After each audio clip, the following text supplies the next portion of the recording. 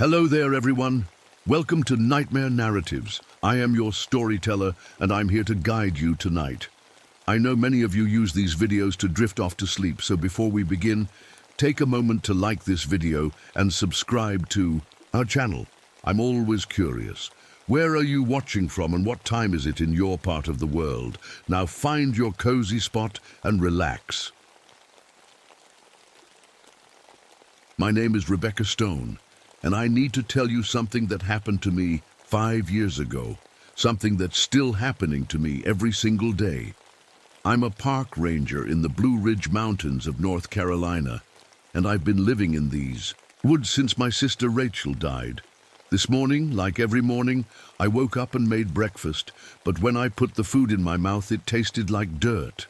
Cold, wet dirt like the kind you find in graveyards.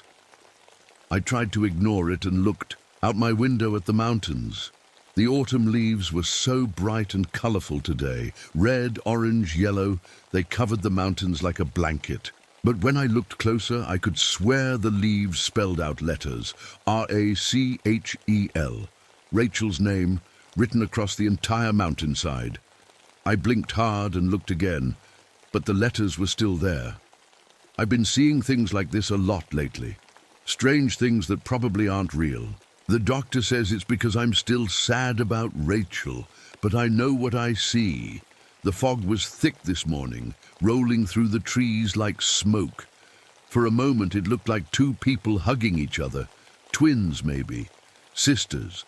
Then the fog changed, and suddenly it looked like faces screaming.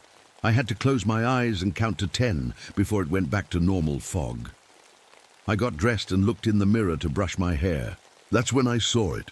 There were two people in the mirror, me and a shadow standing right behind me. The shadow looked exactly like Rachel, same long hair, same smile, but when I turned around, nobody was there. My dog Scout was waiting by the door, wagging his tail. He's been with me for 3 years now, ever since I started working as a search and rescue ranger. He's a good dog. Always knows where to find lost hikers. Sometimes I think he's too smart, like he knows things a dog shouldn't know. I grabbed Rachel's old hiking boots from by the door. I've been wearing them every day since she died. They used to be too big for me, but now they fit perfectly. Sometimes I wonder if my feet have gotten bigger or if the boots have gotten smaller. But that's silly, right? Boots don't change size. Outside, the forest felt different today. The birds were singing, but their songs sounded like laughter, like Rachel's laughter. Light, happy, the way she used to laugh when we were kids and played hide and seek in these same woods. I started walking down the trail and Scout ran ahead like always. But when I looked down at my footprints in the mud, I saw something weird. There were 2 sets of prints, mine from my boots and another set, bare feet, small and delicate, the same size as Rachel's feet. My watch started acting strange too. Usually it just shows the time, 8:30 in the morning. But today it was showing 2 different times at once. 8:30 a.m. and 3:47 a.m. That second time made my stomach feel sick. 3:47 a.m. was when Rachel died. I remember because I was holding her hand. In the hospital, when the machines stopped beeping, the air felt hot and wavy, like when you look at a road on a really hot day. But it wasn't hot today. It was cool and crisp, perfect autumn weather. Through the wavy air, I could see things that weren't really there. I saw Rachel and me hiking together, both of us laughing and alive. I saw us as little girls, playing in these woods with our parents. I saw a world where Rachel never fell off that cliff. But those were just dreams, just my imagination playing tricks on me. The wind picked up and blew through the leaves. It sounded like whispering, like secrets being shared between 2 people who love each other very much. I used to share secrets with Rachel all the time. Twin secrets that nobody else could understand. Even the sunlight felt wrong today. It was bright and golden, but when it touched my skin, it felt cold. Cold, like the air in the morgue where I had to identify Rachel's body 5 years ago. I kept walking deeper into the forest, following the trail I knew by heart. These mountains were my home and Rachel's home too. We grew up here, learned to hike here, dreamed about our future here. Now it's just me and the memories and the strange things I keep seeing that probably aren't real. But as I walked, I couldn't shake the feeling that someone was walking beside me, someone I couldn't see, but who was definitely there. Someone who knew these trails just as well as I did. Someone who used to be my other half. I've been working as a search and rescue ranger for 5 years now. Ever since Rachel died, actually. People always ask me why I chose this job. And I tell them it's because I want to help people. But that's not the whole truth. The real truth is that I can't let go of the idea that maybe somehow Rachel is still out there, lost in these woods, waiting for me to find her. I know it sounds crazy. I saw her body. I went to her funeral, but sometimes late at night I hear her voice calling my name from somewhere deep in the forest. I'm good at my job though, really good. I've found more lost hikers than any other ranger in the park. Scout and I, we have a special gift for tracking people down. We can find anyone, anywhere in these mountains. It's like I can smell fear and desperation from miles away. But lately, something's been bothering me. When I find these lost people, they always look at me strangely, like they're scared of me instead of grateful. Last week, I found a family of 4 who'd been missing for 2 days. When I walked into their camp, the little girl started crying and pointing at me. She kept saying, "There's 2 of them, Mommy, there's 2 of them." I looked behind me, but it was just me and Scout. Just like always. The weird thing is, I've been having dreams. Dreams where I'm not alone in these woods. Dreams where Rachel is with me and we're hunting together. Not hunting animals, hunting people. In the dreams, we can smell their fear from miles away. We can hear their heartbeats.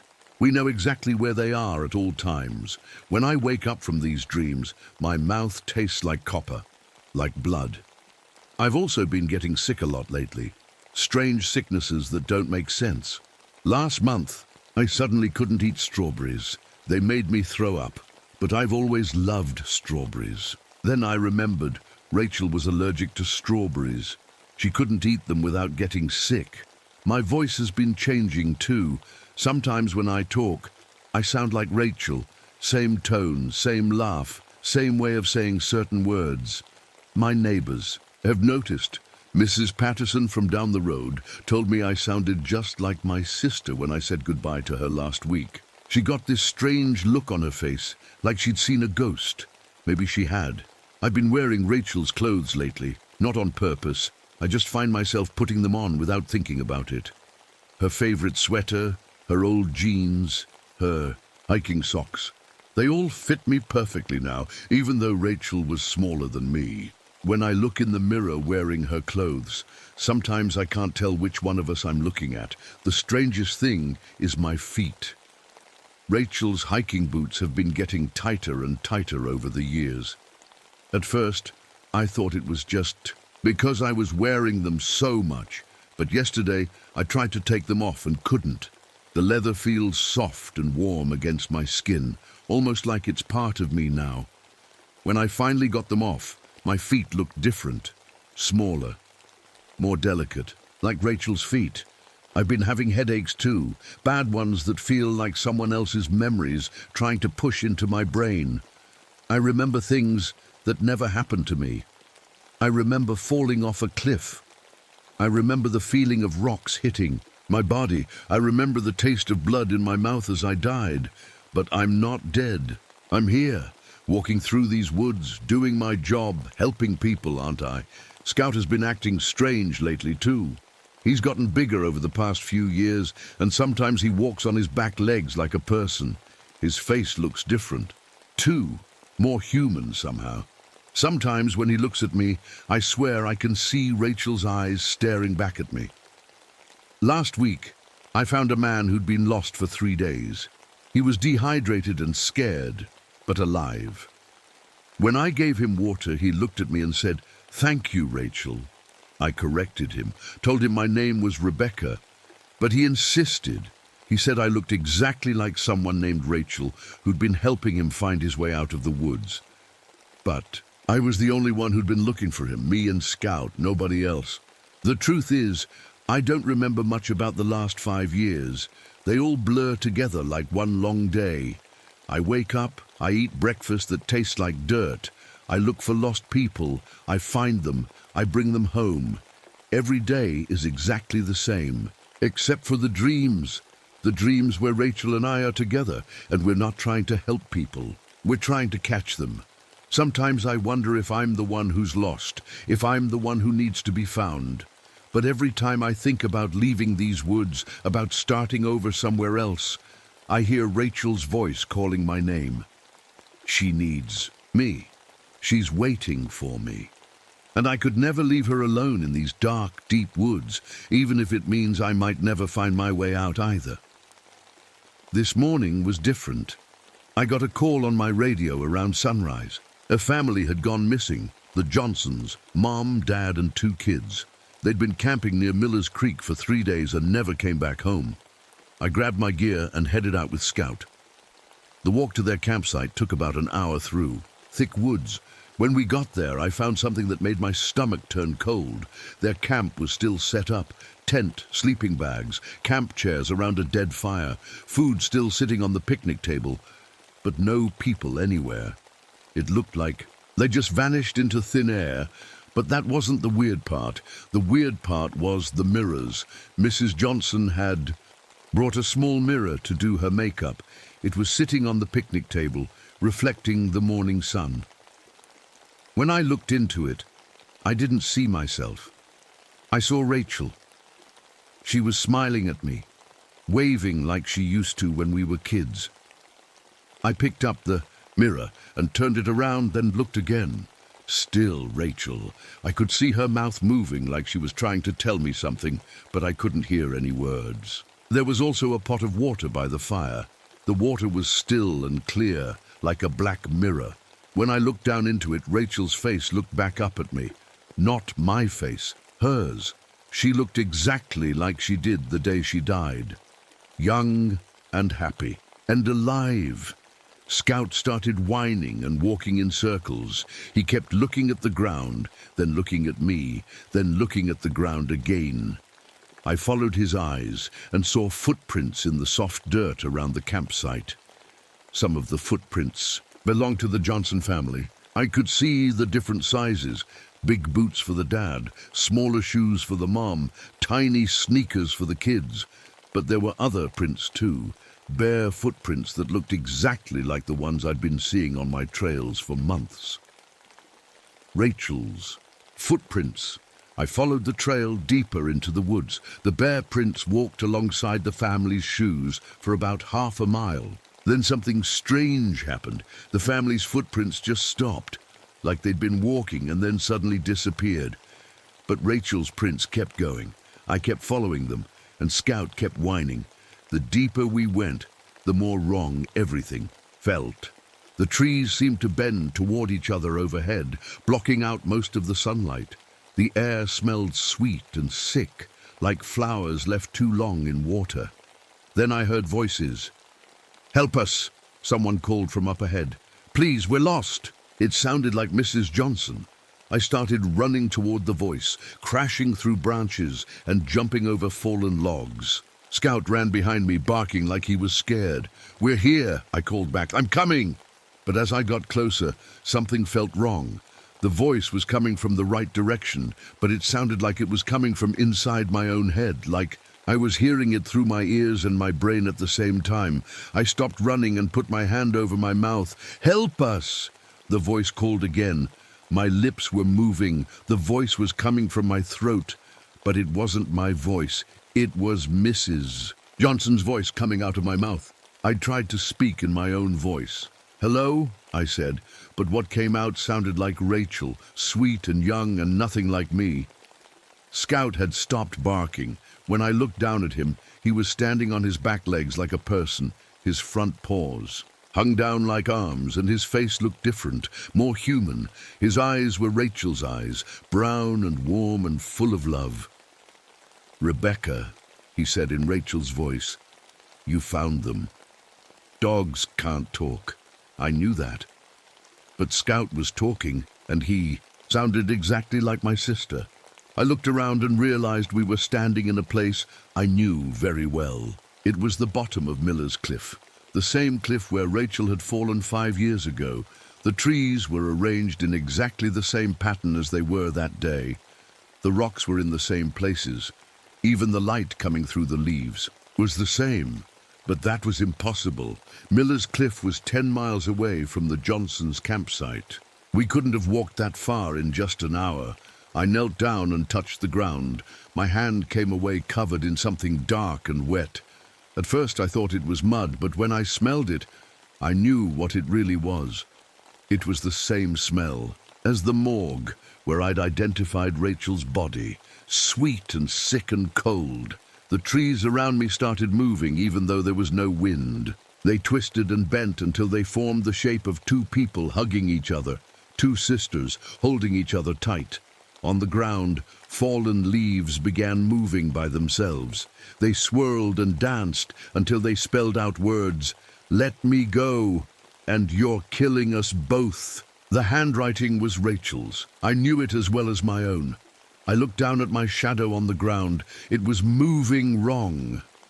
While I stood still, my shadow reached out toward the trees. It touched things I wasn't touching. It moved like there was someone else controlling it. Someone who looked exactly like me, but wasn't me. "Rebecca," Scout said again, still standing like a person. "It's time to stop pretending." I wanted to run. I wanted to scream. But my feet wouldn't move. Rachel's hiking boots felt like they were stuck to the ground, or maybe stuck to my feet. I couldn't tell where the boots ended and my skin began anymore. Something was very wrong. Something had been wrong for a long time, and I was starting to think that maybe I was the problem. That's when I saw her. Rachel stepped out from between the trees like she'd been waiting there all along. She looked exactly like she did 5 years ago. Same long brown hair, same bright smile, same hiking clothes she was wearing the day she died. But something was wrong with her face. It kept changing. 1 second she looked like my beautiful sister. The next second her skin was gray and her eyes were empty. Then she'd flicker back to normal, like someone changing the channel on a TV. "Hello, Rebecca," she said, and her voice sounded like wind blowing through dead leaves. "I've been waiting for you." I couldn't move. I couldn't speak. I just stood there staring at her. "You look confused," Rachel said, walking closer. "Don't you remember? We've been doing this together for years now. You and me hunting in these woods." "Hunting?" I finally managed to say. She smiled, and when she did, I saw that her teeth were too sharp, too white, like an animal's teeth. "The Johnson family was delicious," she said. "Especially the children. Children taste like hope and birthday cake." My stomach felt sick. "What are you talking about?" "You brought them to me, Rebecca, just like you've brought me everyone else. The hikers, the campers, the lost families. You find them, and then you call to me, and I feed." "That's not true," I said. But even as I said it, I wasn't sure. Rachel laughed, and the sound made birds fly away from the trees around us. "Look at yourself, sister. Really look." I looked down at my hands. They were covered in dirt and something dark that might have been blood. My fingernails were long and sharp, like I'd been digging with them. "You stopped being just Rebecca a long time ago," Rachel said. "We've been sharing the same body, sharing the same thoughts. You rescue people during the day, and I hunt them at night. We're a team." I shook my head. "No, I help people. I save them." "Do you?" Rachel asked.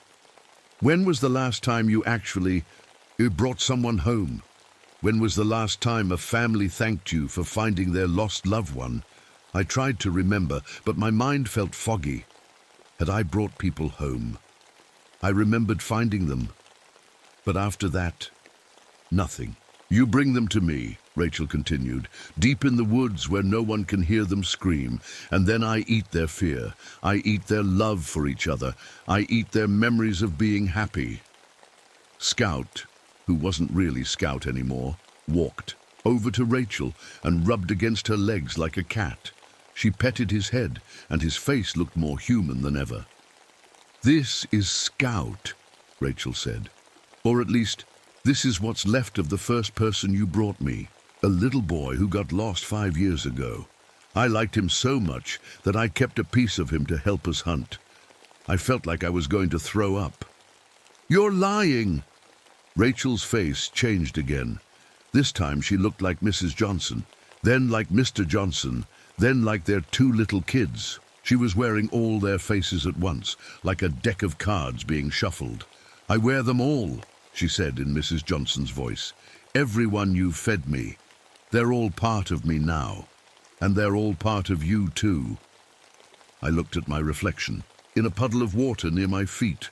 But it wasn't my face looking back, it was Rachel's face. And behind her I could see dozens of other faces, all the people I thought I'd rescued over the years. They were all trapped inside me, inside us. "We're not human anymore, Rebecca," Rachel said, her voice soft and loving like when we were children. "We haven't been human for a long time. We're something else now, something that feeds on families and love and hope."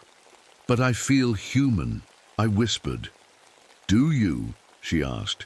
"When did you last eat real food? When did you last sleep? When did you last feel warm?" I couldn't remember. I couldn't remember anything except walking through these woods day after day looking for lost people. "The thing is," Rachel said, "I'm getting lonely. It's been just me doing the hunting while you do the finding. I want us to be together all the time. I want us to hunt together like real sisters should." She held out her hand to me. "Come with me, Rebecca. Let me show you what we really are." I looked at her hand. Her fingers were long and white, with black nails that looked like claws, but she was smiling at me with so much love. The same way she used to smile when we were little, and she wanted me to follow her on some adventure. "We can be together forever," she said, "just like we always wanted. No more pretending to be a helpful park ranger, no more confusion about who you are. We'll hunt together and feed together and never be apart again." Part of me wanted to take her hand. Part of me had missed her so much that the idea of being with her forever sounded like heaven. But another part of me, a small, quiet part, remembered what it felt like to actually help people. To see grateful families hugging their lost children. To feel proud of doing something good. That part of me was getting smaller every day, but it was still there. "What if I say no?" I asked. Rachel's smile faded. For a moment she looked sad. Then she looked angry. Then she looked hungry. "You can't say no, Rebecca," she said, "because you're already mine. You've been mine since the day I died. You just haven't admitted it yet." The forest around us started to change. The trees grew taller and darker. The ground became soft and squishy under my feet. The air smelled like meat that had been left out in the sun too long. "This is our real home," Rachel said. "This is where we've always belonged, in the hungry darkness between life and death." I closed my eyes and tried to remember what it felt like to be alive. Really alive. But all I could remember was the taste of dirt and the smell of the morgue and the feeling of Rachel's hiking boots growing into my feet. Maybe she was right. Maybe I'd been dead for years and just didn't know it. Maybe it was time to stop pretending and accept what I really was. But then I remembered something, a memory that felt real, not like the foggy dreams I'd been living in. I remembered the day Rachel died, really died. We were hiking together, just like we always did. She slipped on some wet rocks near the cliff edge. I tried to catch her, but I couldn't reach her in time. She fell, and I watched her fall, and I couldn't do anything to stop it. After that, I was so sad I wanted to die, too. I stopped eating. I stopped sleeping. I just sat in these woods day after day, calling her name and waiting for her to come back. But she never came back, because dead people don't come back. "You're not Rachel," I said quietly. The thing wearing my sister's face tilted its head. What? You're not my sister. Rachel is gone. She's been gone for 5 years. Its smile faded. Rebecca, don't be silly. Of course I'm Rachel. I'm your twin sister. No, I said, and my voice got stronger. My sister was kind. She helped people. She would never hurt children. She would never eat people. The thing's face started changing faster now, flipping between Rachel and all the other faces it had stolen. But we've been together all this time. We've been hunting together. I've been hunting, I said, but I've been hunting alone. And I've been bringing people to you because I'm sick, because I couldn't let my sister go. The truth hit me like cold water. I had been finding people, but I hadn't been saving them. I'd been sleepwalking through 5 years of my life, so lost in grief that I'd become something terrible. I've been feeding you, I whispered. All those families, all those children. I brought them to you because some part of me thought if I fed you enough, you'd really come back. The thing that wasn't Rachel snarled, and its face became something horrible, not human at all. Just teeth and hunger and endless emptiness. You can't leave me, it screamed. I need you. Without you, I'll starve. Good, I said.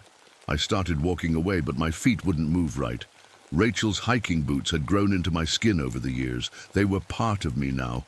When I tried to take a step, roots came out of the soles and dug into the ground. You can't leave, the thing said, and now it sounded pleased. We're connected forever, you and me and all the people we've eaten. We're all one big, happy family.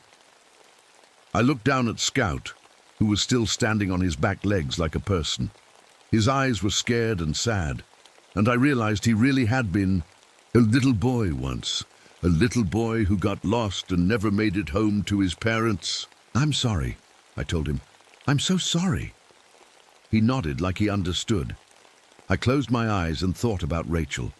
The real Rachel. Not this hungry thing, but my sister who used to braid my hair and share her candy with me and help me with my homework. My sister who loved these mountains but loved people more. Rachel would want me to stop this, I said out loud. The thing laughed. But you can't stop it. Even if you try to leave, you'll just keep sleepwalking back here. You'll keep bringing me food. You're mine forever. Maybe, I said. But I can choose to remember. I opened my eyes and looked at the monster wearing my sister's face. I choose to remember that you're not Rachel.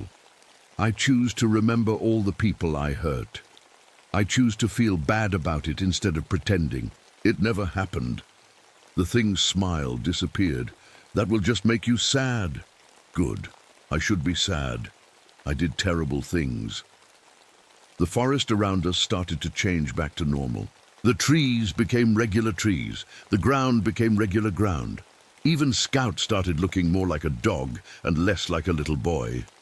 If you remember everything, you'll go crazy, the thing warned.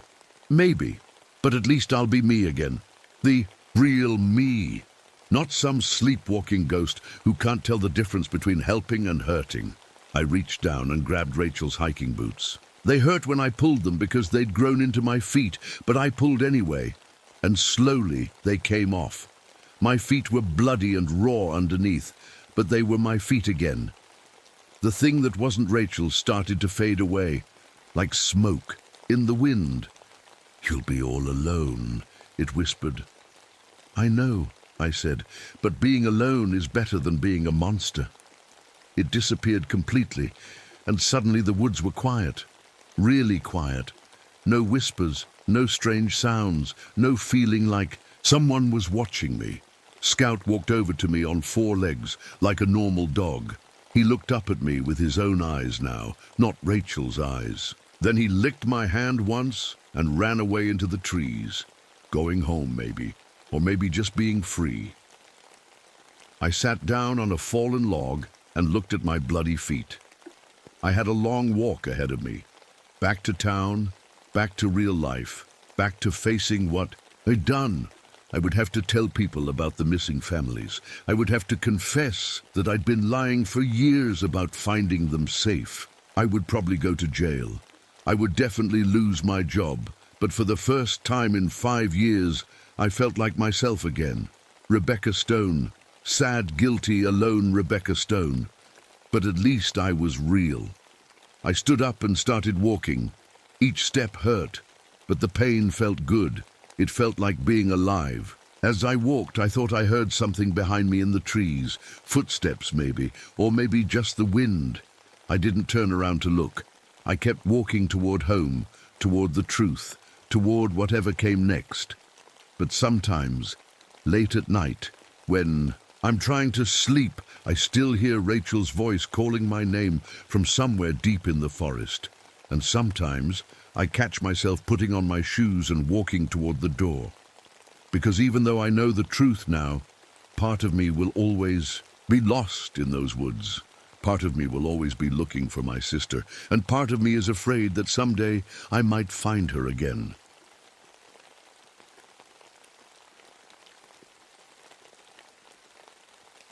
My name is Michael Hartley, and I wish I had never set foot in that forest.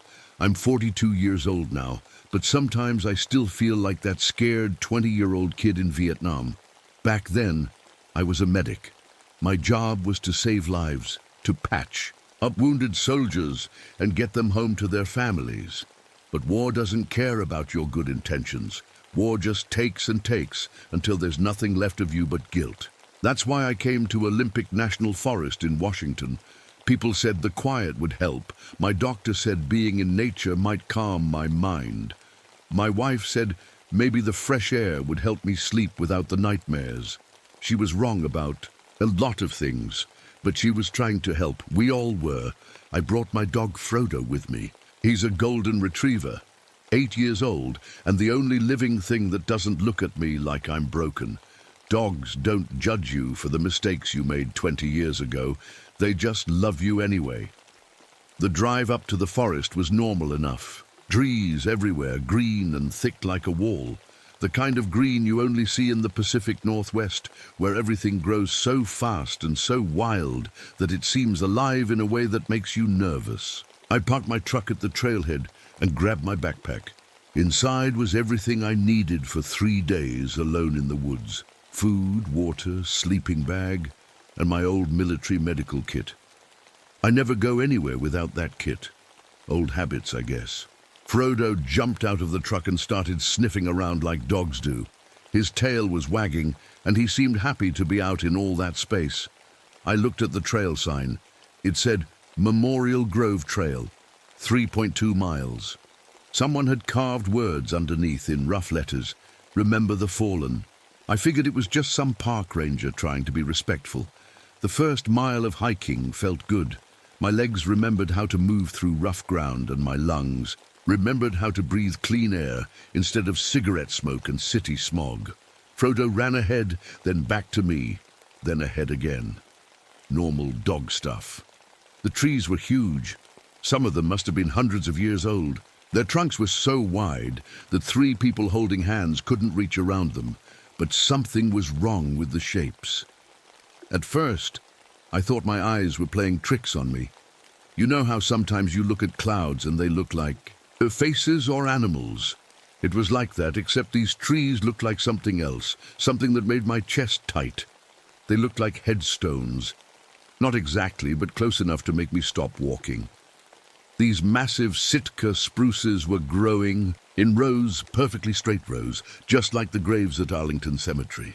Each tree stood the same distance apart. Each one was roughly the same height, and at the base of each tree, the roots had grown up out of the ground in a way that looked almost like crosses.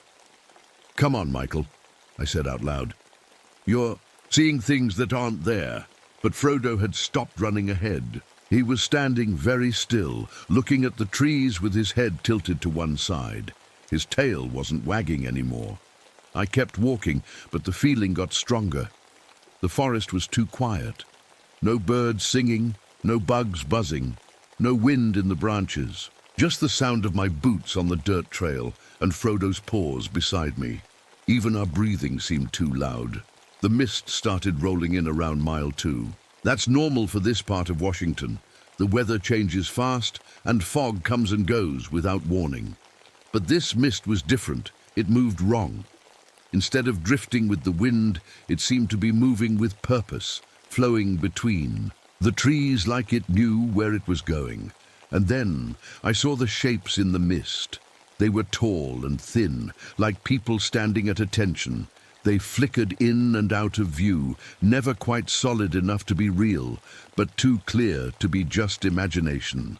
I counted at least 20 of them, all facing the same direction, all perfectly still. My heart started beating faster. The old panic was trying to climb up from my chest into my throat. I reached into my pocket and touched my medical kit. The aged metal was cold against my fingers, but it helped me stay calm. Tools I understood, tools that had saved lives.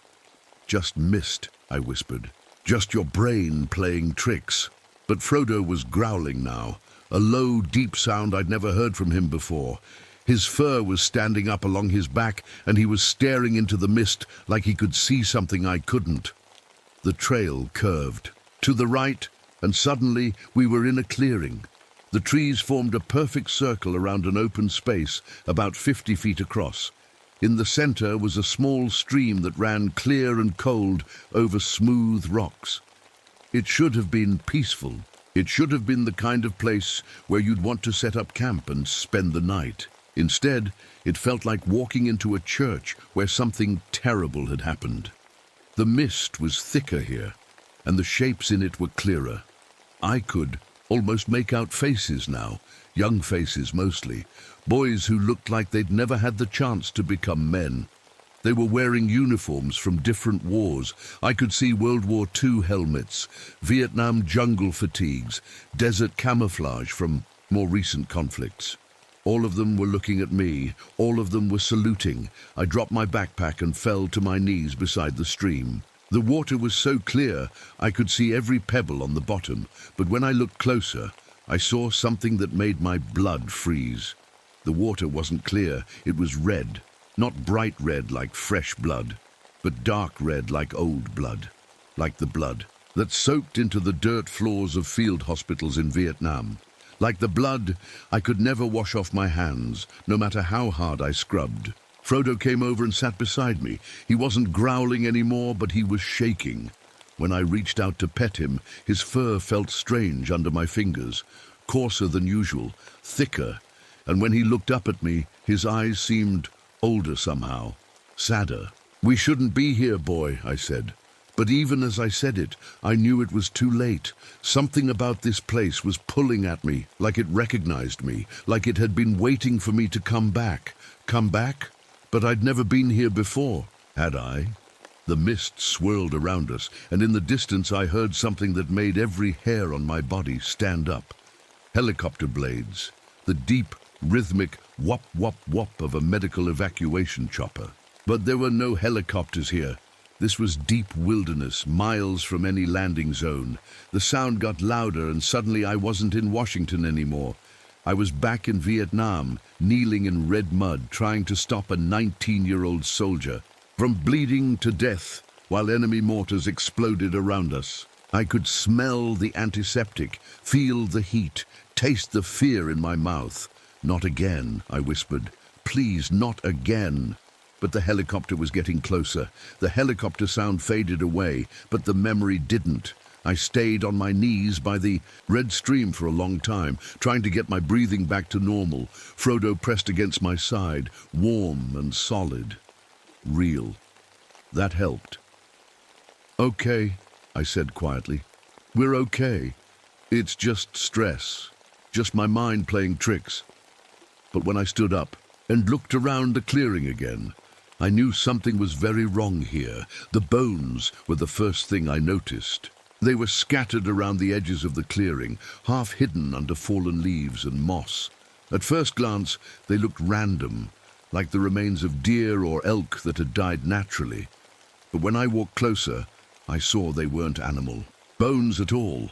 They were human, and they were arranged in patterns. Someone had placed them carefully, like they were building something. Leg bones stood upright in neat rows, like soldiers standing at attention. Rib bones were lined up side by side, forming what looked like fence posts. And skulls, God, there were so many skulls, sat on top of rocks and tree stumps, all facing the center of the clearing. All facing me. My hands started shaking. In Vietnam, I'd seen plenty of bodies. You don't work as a field medic without seeing death up close, but this was different. This was organized, planned, like someone was trying to build an army out of dead people. I pulled out my phone to call for help, but there was no signal. The screen showed 0 bars, like the forest was blocking everything from the outside world. Frodo whined and nudged my leg. When I looked down at him, he was staring at something behind me. I turned around slowly, afraid of what I might see. More bones. These ones were newer, cleaner. They formed a perfect circle around a flat rock that looked like a table. On the rock were tools, old medical tools.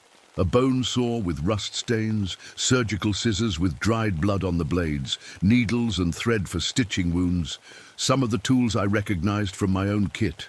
The same brands, the same designs. But these were old, much older than mine. Like they'd been used in wars I wasn't even born for. That's when I heard the voices. They started as static, like a radio trying to find a station. Then words began to come through, faint but clear enough to understand. "Medic! We need a medic over here!" The voice was young, desperate. It sounded like it was coming from everywhere and nowhere at once. "Got a man down, bleeding bad!" Another voice, different from the first. This one had an accent I couldn't place. Southern, maybe. "Where's the morphine? He's in too much pain." More voices joined in, dozens of them, all calling for help, all asking for medical assistance. But they weren't talking to each other. Each voice seemed to exist in its own space, its own time. I recognized some of the words. Vietnam slang, mixed with World War II phrases, mixed with things I'd never heard before. Like I was listening to every war America had ever fought, all happening at the same time. Frodo was backing away from the voices, his tail between his legs. He looked scared, but more than that, he looked aware. Like he understood something I didn't. "It's okay, boy," I said, but I didn't believe it myself.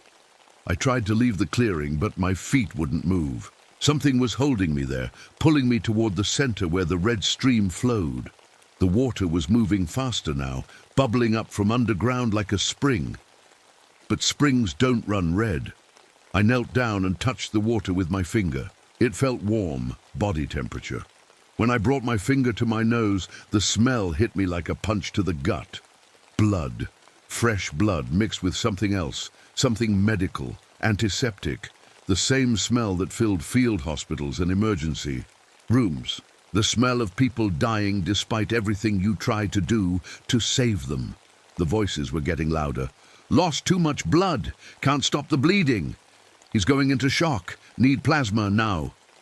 Time of death, 0347 hours. That last voice was different. Calm, professional. The voice of someone who'd given up. My medical bag was suddenly heavy on my shoulder. I opened it without thinking, and my blood went cold. The instruments inside weren't the ones I'd packed. These were older, different. A World War I field surgery kit. Tools for amputating limbs. Without anesthesia. Bandages that smelled like old blood. "What the hell?" I whispered. I dumped the bag out on the ground. More tools fell out than should have fit inside. Surgical instruments from different time periods, all stained with rust and worse things. At the bottom of the pile was a notebook, leather-bound and worn. I opened it to the first page. Written in careful handwriting were names, dates, and causes of death. Hundreds of them, all soldiers, all young men who'd died from wounds that should have been treatable, all patients I'd failed to save. But that was impossible. I'd never seen these names before. These deaths had happened in wars I'd never fought in places I'd never been. Hadn't I? The ground under my feet started to change. The dirt became mud, then sand, then jungle soil. The trees around the clearing flickered between different forests, pine woods, tropical jungle, desert scrubland. Like the clearing existed, in multiple places at once. Frodo was beside me, but when I looked at him, he seemed different, older. His golden fur had patches of grey I'd never noticed before. His eyes looked tired, like he'd seen too much. "Frodo," I said. He looked up at me and opened his mouth. When he spoke, it wasn't his voice that came out. "Private Johnson, serial number 547893321. Tell my mom I tried to be brave." The voice was young, scared, human. I stumbled backward, away from my dog, away from whatever my dog had become. "You're not real," I said. "None of this is real." But the voices kept coming, from Frodo and from the air around me, names and numbers and final messages, last words from soldiers who never got to say goodbye. The clearing was changing faster now. Sometimes it was a Vietnam jungle with helicopters overhead. Sometimes it was a World War II beach with explosions in the distance. Sometimes it was a Civil War battlefield with cannon smoke filling the air. But always, always, there were wounded soldiers calling for help. And always, I was the medic who couldn't save them. I ran toward the trail, but it wasn't there anymore. The path had disappeared, replaced by a dirt road that led deeper into the forest. A road that looked like it had been traveled by military vehicles. Behind me, Frodo called out in another voice, "Doc, please don't leave me here. Please don't. Let me die alone." I kept running, but I could hear him following. His paws on the ground sounded wrong now, too heavy, like boots instead of paws. The road curved ahead, and through the trees I could see lights, bright white lights, like the ones they use in operating rooms. Someone was waiting for me up there. Someone who wanted to show me something about all the patients I'd failed to save.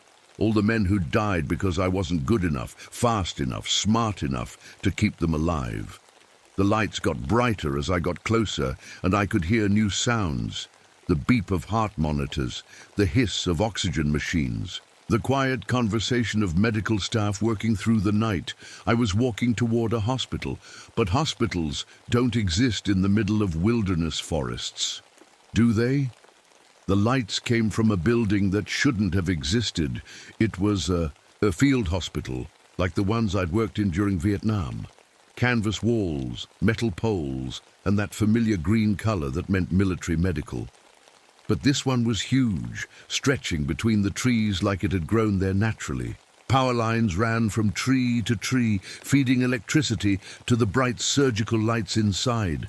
I could hear the sounds clearly now. Heart monitors beeping in different rhythms, the steady hiss of breathing machines, quiet voices discussing medical procedures in calm, professional tones.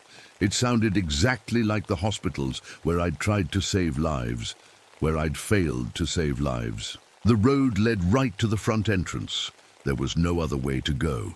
The forest had closed in on both sides, thick with trees and undergrowth that looked impossible to walk through. Frodo caught up with me, but he wasn't my dog anymore. Not really. He walked on two legs now, like a person, but his head was still that of a golden retriever. When he looked at me, his eyes were human eyes, sad, tired human eyes. "You have to go in," he said in a voice I almost recognized. "They're waiting for you." "Who's waiting?" I asked. "Everyone you couldn't save." My chest felt tight. "That's not possible. This isn't real." But even as I said it, I knew I was lying to myself. Real or not, I had to see what was inside. I had to know why I was here, in this place that felt like every nightmare I'd ever had about the war. The entrance flap was held open by invisible hands. Inside, the hospital was exactly what I expected, and nothing like I'd ever seen. There were dozens of operating tables arranged in neat rows. Each table had a patient on it, covered by white sheets stained with blood. Some of the patients were missing arms or legs. Others had wounds in their chests or stomachs. All of them were young men in military uniforms from different wars, and all of them were still alive. Their eyes followed me as I walked between the tables. Some tried to speak, but blood came out instead of words. Others reached out with hands that ended in stumps where fingers should have been. "Please," one of them whispered. "It hurts so much. Why won't you help me?" I recognized his face. Private Martinez from my unit in Vietnam. He'd stepped on a landmine during a patrol. I'd worked on him for 3 hours, trying to stop the bleeding, trying to save his legs. But there had been too much damage. He died on the helicopter ride to the main hospital. Except here he was, 30 years later, still bleeding from the same wounds. "You died," I said. "I remember. You died." "No," Martinez said. "You let me die. There's a difference." I wanted to argue, but more faces were turning toward me. Faces I remembered from Vietnam, from the field hospital where I'd done my best to patch up broken soldiers and send them home. But my best hadn't been good enough. "Welcome back, Dr. Hartley." The voice came from the far end of the hospital. I looked up and saw a man in a white coat walking toward me. He was tall and thin, with grey hair and kind eyes behind wire frame. Glasses. He looked like every hospital doctor I'd ever worked with, professional, caring, trustworthy, except for the blood on his coat. Fresh blood, still wet. "I'm not a doctor," I said. "I was just a medic." "Of course you were," the man said, smiling. "The best medic in your unit. The one everyone counted on to save lives, the one who carried the weight of every death on his shoulders." He stopped in front of me and held out his hand. "Dr. Death, at your service, though you can call me whatever makes you comfortable. I've been waiting a long time to meet you." I didn't shake his hand. "You're not real." "Reality is a flexible concept here," Dr. Death said. "What matters is that these men are in pain. They've been in pain for decades, waiting for someone skilled enough to finally heal them properly." He gestured to the patients around us. Now I could see there were hundreds of them, maybe thousands. The hospital stretched back into the forest, much farther than should have been possible. Row after row of operating tables, each one occupied by a wounded soldier. "Every war America has fought," Dr. Death explained. "Every medic who ever lost a patient. Every doctor who made a mistake. All of that guilt, all of that failure, it has to go somewhere. And it all comes here to me. What are you?" "I'm what happens when medical guilt reaches critical mass," he said simply. "I'm the place where all the patients who died unnecessarily come to wait for proper treatment. And you, Michael Hartley, are going to provide that treatment." He led me deeper into the hospital. The patients we passed were from different time periods: Revolutionary War soldiers with musket wounds, Civil War boys with amputated limbs, World War soldiers with shrapnel in their chests, Vietnam veterans with burns and bullet holes. All of them looked at me with the same expression, hope mixed with accusation. "They trust you," Dr. Death said. "Even after you failed them, they still believe you can make it right. Isn't that beautiful?" We stopped at an operating table in the center of the hospital. This one was different from the others. It was made of bones, human bones fitted together like a jigsaw puzzle. The surgical lights above it were powered by something that glowed with a sickly green light. On the table was a patient I knew better than any of the others. It was me. Not exactly me, but close enough to make my hands shake. Same face, same build, same age I'd been in Vietnam. But this version of me was cut open from chest to stomach, organs, visible and pulsing. He was alive, conscious, and looking at me with my own eyes. "This is what guilt looks like when it becomes a living thing," Dr. Death said. "Every patient you lost carved a piece out of you. Eventually there wasn't enough left to keep you whole." The other me tried to speak, but blood bubbled up from his throat. "He's been waiting for you to come back and finish the operation," Dr. Death continued, "to finally save the one patient that matters most." "This is insane," I said. "I'm not dead. I'm not cut open. I'm standing right here." "Are you?" Dr. Death asked. When was the last time you felt truly alive? When was the last time you slept without nightmares? When was the last time you looked in a mirror without seeing the faces of the men you couldn't save? I wanted to argue, but the words wouldn't come. Because he was right. I hadn't felt alive in years, not since Vietnam, not since I'd realized that no matter how hard I tried, I couldn't save everyone. I can end the pain, Dr. Death said gently. Not just yours, but theirs too. All I need is your cooperation. He handed me a surgical knife. It was warm in my hand, like it had been waiting for me to pick it up. Operate on yourself, he said. Remove the guilt. Cut out the failure. Let me transplant it into something useful. Around us, the wounded soldiers were sitting up on their tables, watching, waiting. Their wounds were getting worse, bleeding more freely. The heart monitors were beeping faster, more urgently. They're dying again, Dr. Death said. Right now, while we're talking, you can save them this time. You can be the medic you always wanted to be. All you have to do is cut. I looked at the knife in my hand, at the other me on the bone table, at the hundreds of soldiers who were counting on me to finally get it right. Behind me, Frodo spoke in a voice that sounded like every patient I'd ever lost. Please, Doc, don't let us down again. The knife felt heavier with each heartbeat. Around me, the beeping of the heart monitors was getting slower.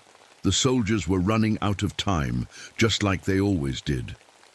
I held the knife and tried to think clearly. Everything felt wrong, but the soldiers around me were real. Their pain was real. The blood was real. I don't understand, I said to Dr. Death. How does cutting myself save them? Guilt is like poison, he explained patiently. It spreads through your whole system, making everything sick. Remove the guilt, and you can finally heal properly. Remove your guilt, and you can heal them properly. It sounded logical. It sounded like something a real doctor might say. But something deep in my gut told me not to trust him. What happens to the guilt after I cut it out? Dr. Death smiled. It becomes useful. Instead of eating you alive, it becomes fuel for healing. Power for medicine, energy to save lives. He walked over to one of the patients, a young soldier from World War II with a chest wound that wouldn't stop bleeding. Look at Private Williams here, Dr. Death said. He's been dying for 80 years. Every day, the same pain. Every night, the same fear. Wouldn't it be kinder to finally let him heal?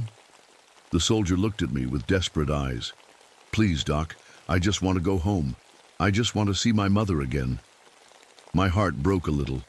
I'd heard those same words from dozens of young men, boys who'd been sent to fight wars they didn't understand, who just wanted to survive long enough to hug their families again. How do I know this will work? I asked. Because I've done it before, Dr. Death said. Many times. Every medic eventually. Comes here, Michael. Every doctor who's lost too many patients, they all make the same choice in the end. He gestured toward the back of the hospital. For the first time, I noticed there were other figures moving around back there. People in medical coats, working on patients. They moved strangely, like they were sleepwalking. My staff, Dr. Death explained, former medics and doctors who decided to stay and help. They've cut out their guilt, and now they can work without the pain of failure. They save everyone now. One of the staff members walked closer, and I saw his face clearly. It was Dr. Rodriguez, a surgeon I'd known during my training. He'd been a good man, dedicated to helping people. But he looked different now.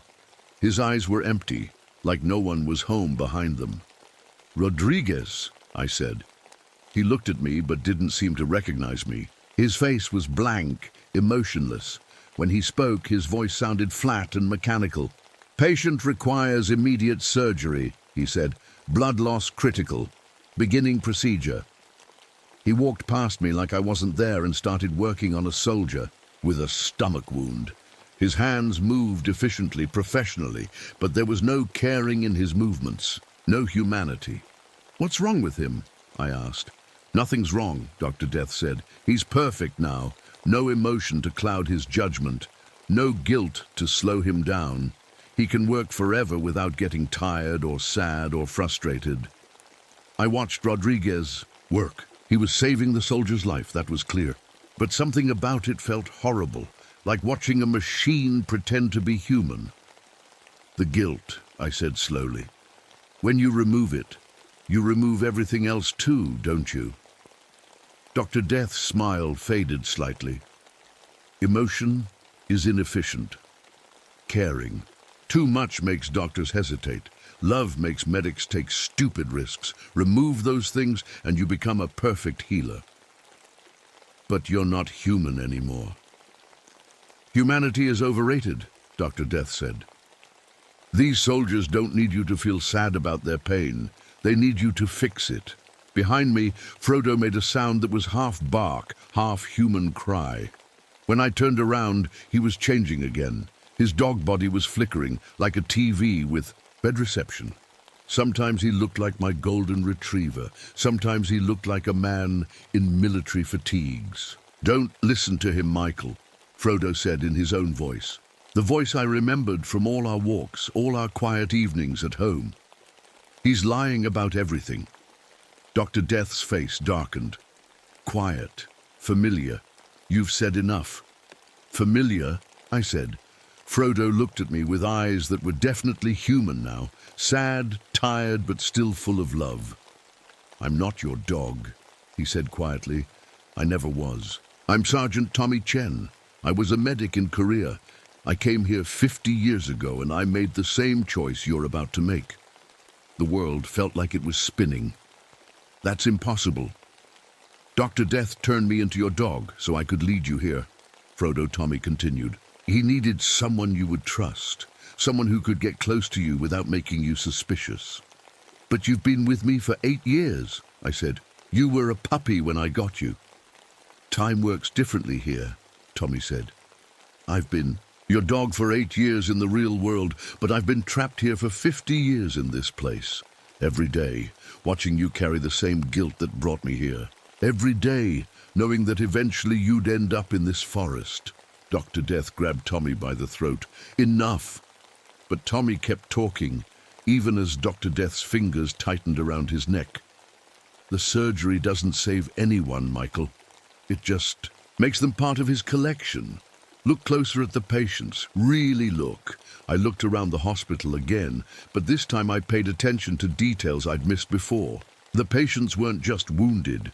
They were wrong. Their skin had a greenish tint, like plants. Some of them had bark growing along their arms. Others had leaves sprouting from their hair. They weren't being healed. They were being turned into something else. What are you doing to them? I demanded. Dr. Death let go of Tommy and straightened his coat. I'm making them useful.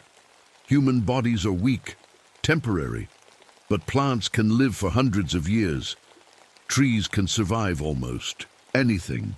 He walked over to one of the patients, a Civil War soldier I'd thought was sleeping. Up close, I could see that his chest wound had been filled with moss. His fingers were turning into twigs. Roots were growing from his feet down into the floor. I'm not healing them, Dr. Death said calmly. I'm preserving them. They'll never die now. They'll never feel pain. They'll just exist forever as part of my garden. You're turning them into plants, I said, horrified. Into something better than human, he corrected. They're conscious, aware, but free from the burden of mortality. It's the perfect solution. I looked around the hospital with new eyes. All of the patients were in various stages of transformation. Some still looked mostly human. Others were more plant than person. They were all awake, all aware of what was happening to them, but unable to move or speak. Their eyes begged for help. This is what you want me to become, I asked. No, Dr. Death said. You'll become like my staff. Emotionless, efficient, perfect. You'll help me transform more patients. Every medic who comes here, every doctor consumed by guilt, you'll help me collect them all. Tommy was gasping for air, but he managed to speak one more time. The knife, Michael. It's not for surgery. It's for sacrifice. Your sacrifice. He needs you to kill yourself willingly. That's the only way he can take your soul. Dr. Death squeezed harder, and Tommy's voice became a whisper. Run! Get out of here! Don't let him win! I looked at the knife in my hand. Then I looked at all the patients around me, not wounded soldiers, but victims of something ancient and hungry. Something that fed on guilt and turned healers into monsters. The heart monitors were beeping. Faster now, more urgently. But it wasn't because the patients were dying. It was because Dr. Death was getting excited.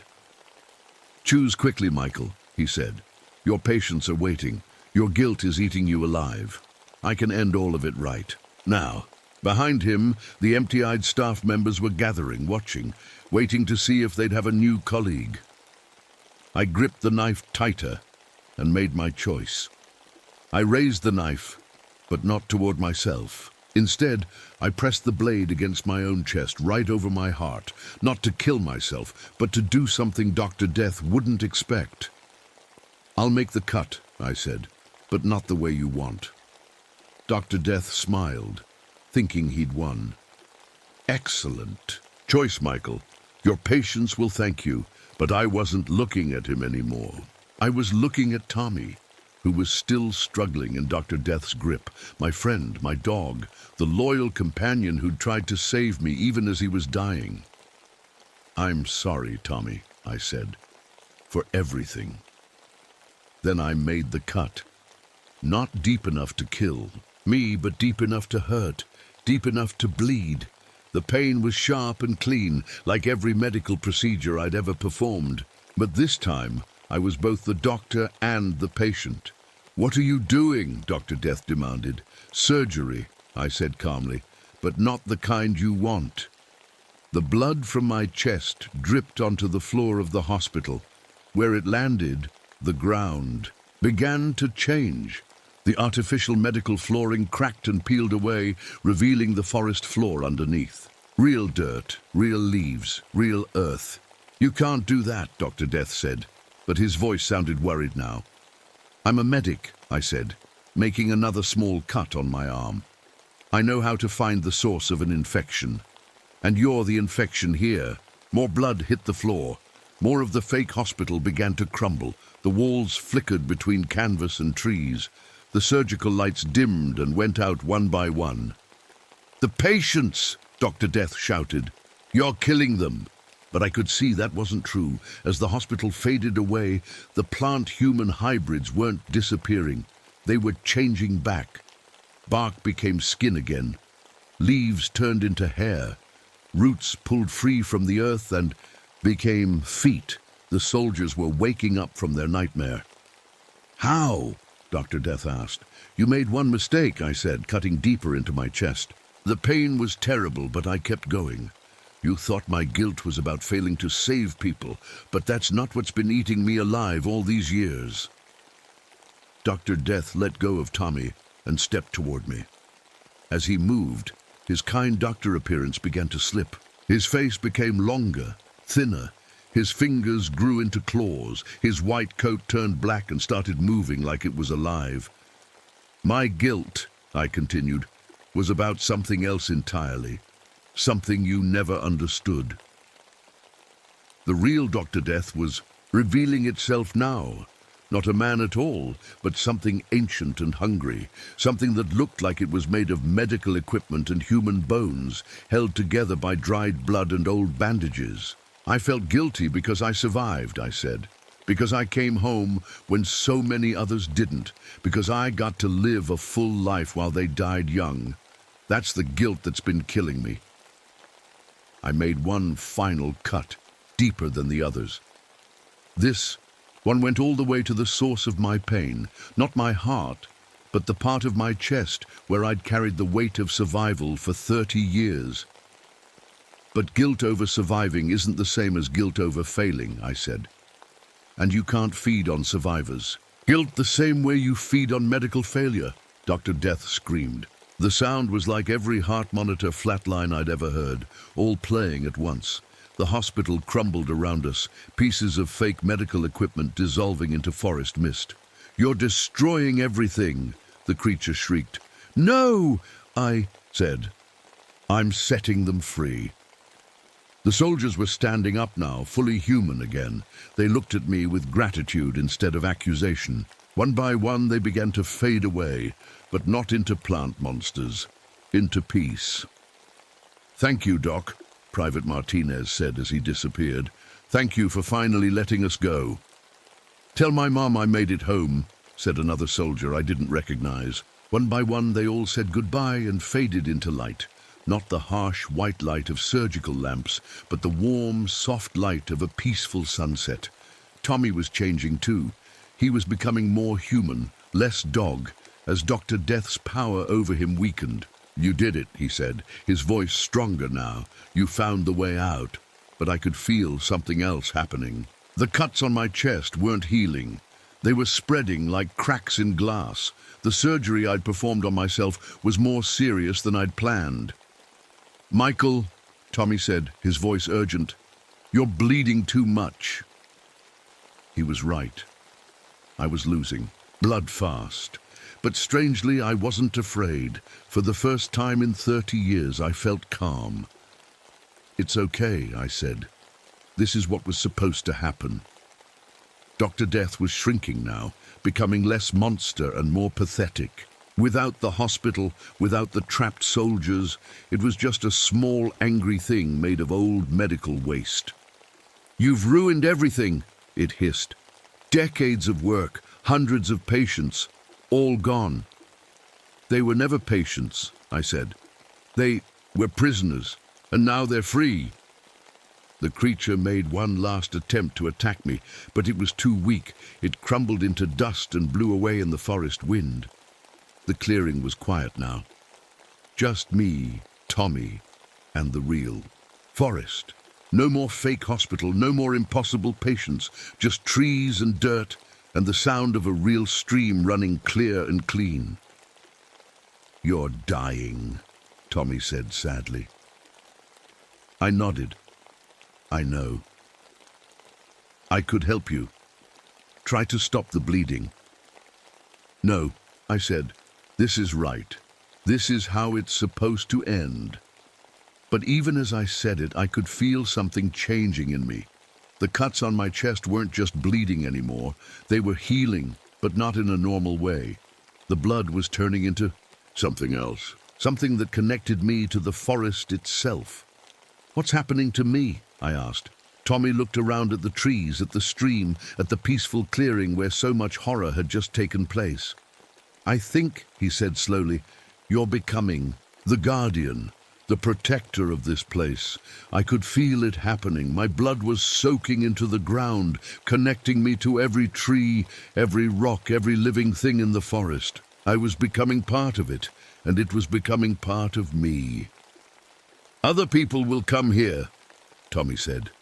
"Other medics, other doctors carrying too much guilt. Someone needs to be here to warn them, to help them find the real way out instead of falling into the same trap." I understood now. This was my final operation. Not to save the dead, but to protect the living. "Will you stay with me?" I asked. Tommy smiled, and for a moment he looked exactly like the golden retriever who'd been my companion for 8 years. "For as long as you need me," he said. I closed my eyes and let the forest take me. When I opened them again, I was still myself, but more than myself. I could feel every hiker on every trail, every person carrying guilt or pain or regret who might wander into these woods looking for peace. And I would be here, waiting, ready to help them find the real cure for their pain. Not the false promise of removing their humanity, but the hard truth of learning to live with their mistakes and forgive themselves anyway. Years passed, maybe decades. Time moves differently when you're part of the forest. People came and went. Some were just regular hikers who enjoyed the peaceful trails and never saw anything unusual. Others were like me, veterans, doctors, nurses, paramedics, carrying the weight of people they couldn't save. I helped them when I could, not by taking away their guilt, but by showing them how to carry it without letting it destroy them. Most of them listened. Most of them left the forest healthier than when they arrived. But some didn't. Some were too far gone, too consumed by their failure to accept any help. They insisted on looking for shortcuts, for miracle cures, for ways to undo the past. Those were the ones who sometimes found traces of the old hospital, pieces of medical equipment that hadn't quite faded away, echoes of Dr. Death's promises. Those were the ones I couldn't always save, like the young paramedic who came through last month. She'd lost a child in a car accident, and the guilt was eating her alive. I tried to talk to her, tried to show her that she'd done everything right, that some tragedies can't be prevented. But she wouldn't listen. She kept walking deeper into the forest, looking for something that would make the pain go away instantly. I followed her as far as I could, but there are limits to where I can go. Parts of the forest that are still dangerous. Places where fragments of the old nightmare still hide. She found one of those places. I heard her screaming for help, but by the time I reached her, it was too late. The medical guilt had found a new host. Something was growing in the deep woods. Again, something hungry and patient, and I realized with growing horror that my victory over Dr. Death hadn't been complete. It had just been the beginning. As I write this, sitting by the stream where it all started, I can feel that thing out there in the darkness, waiting, growing stronger. And I can feel you, reading this story. I can sense the guilt you carry, the patients you couldn't save, the people you failed to help when they needed you most. It's calling to you, isn't it? That voice in your head that says you could have done more, been better, saved them if you'd just been smarter or faster or braver. Don't listen to it. Don't come looking for easy answers. But if you do come, if the guilt becomes too much to bear and you find yourself driving toward Olympic National Forest, remember this. The real cure for guilt isn't forgetting your failures. It's learning to live with them. And if you can't do that alone, I'll be here waiting. In the memorial grove, where the guilty come to feed the harvest. But sometimes, if they're very lucky, they learn to forgive themselves instead.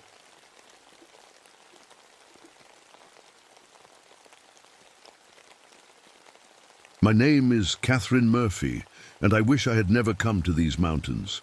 I'm 29 years old, and I used to think I knew what fear felt like. I was wrong. Real fear isn't the jump scare in a movie or the spider in your bathroom.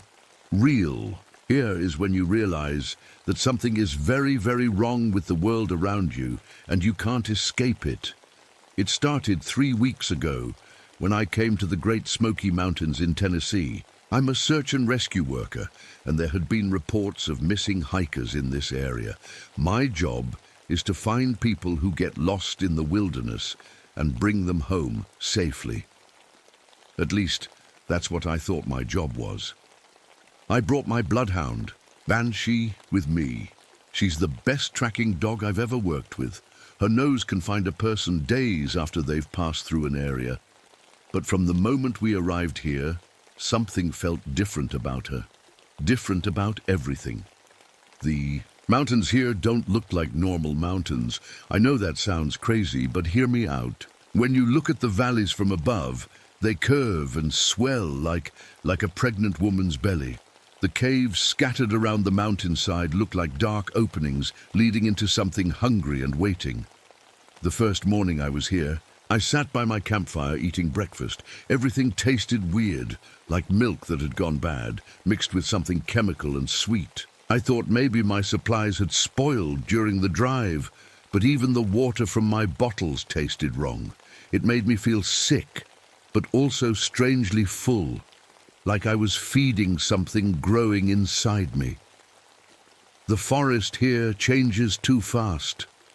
I've been in wilderness areas all over the country, but I've never seen anything like this. In one clearing, I saw spring flowers blooming right next to autumn leaves falling from the same trees. Some areas looked dead like winter.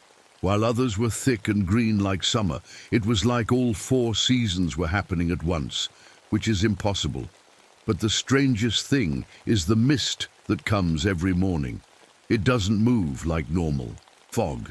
It reaches out like arms, wrapping around trees and pulling them into weird shapes. I watched it bend a young oak tree until it looked almost human, twisted and small like those tiny Japanese trees, but shaped like a person trying to escape from something. The Cherokee symbols carved into rocks around here don't help my nerves either. I found an old guidebook that translated some of them. One set of symbols kept appearing everywhere, carved deep into stone like someone was desperate to leave a warning. The book said they meant where the Earth Mother eats her children. I figured it was just old superstition, but now I'm not so sure. Everything sounds wrong here too. The birds don't sing normal songs.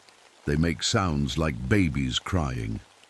The wind through the trees whispers things that sound almost like lullabies, the kind you'd sing to help a child fall asleep.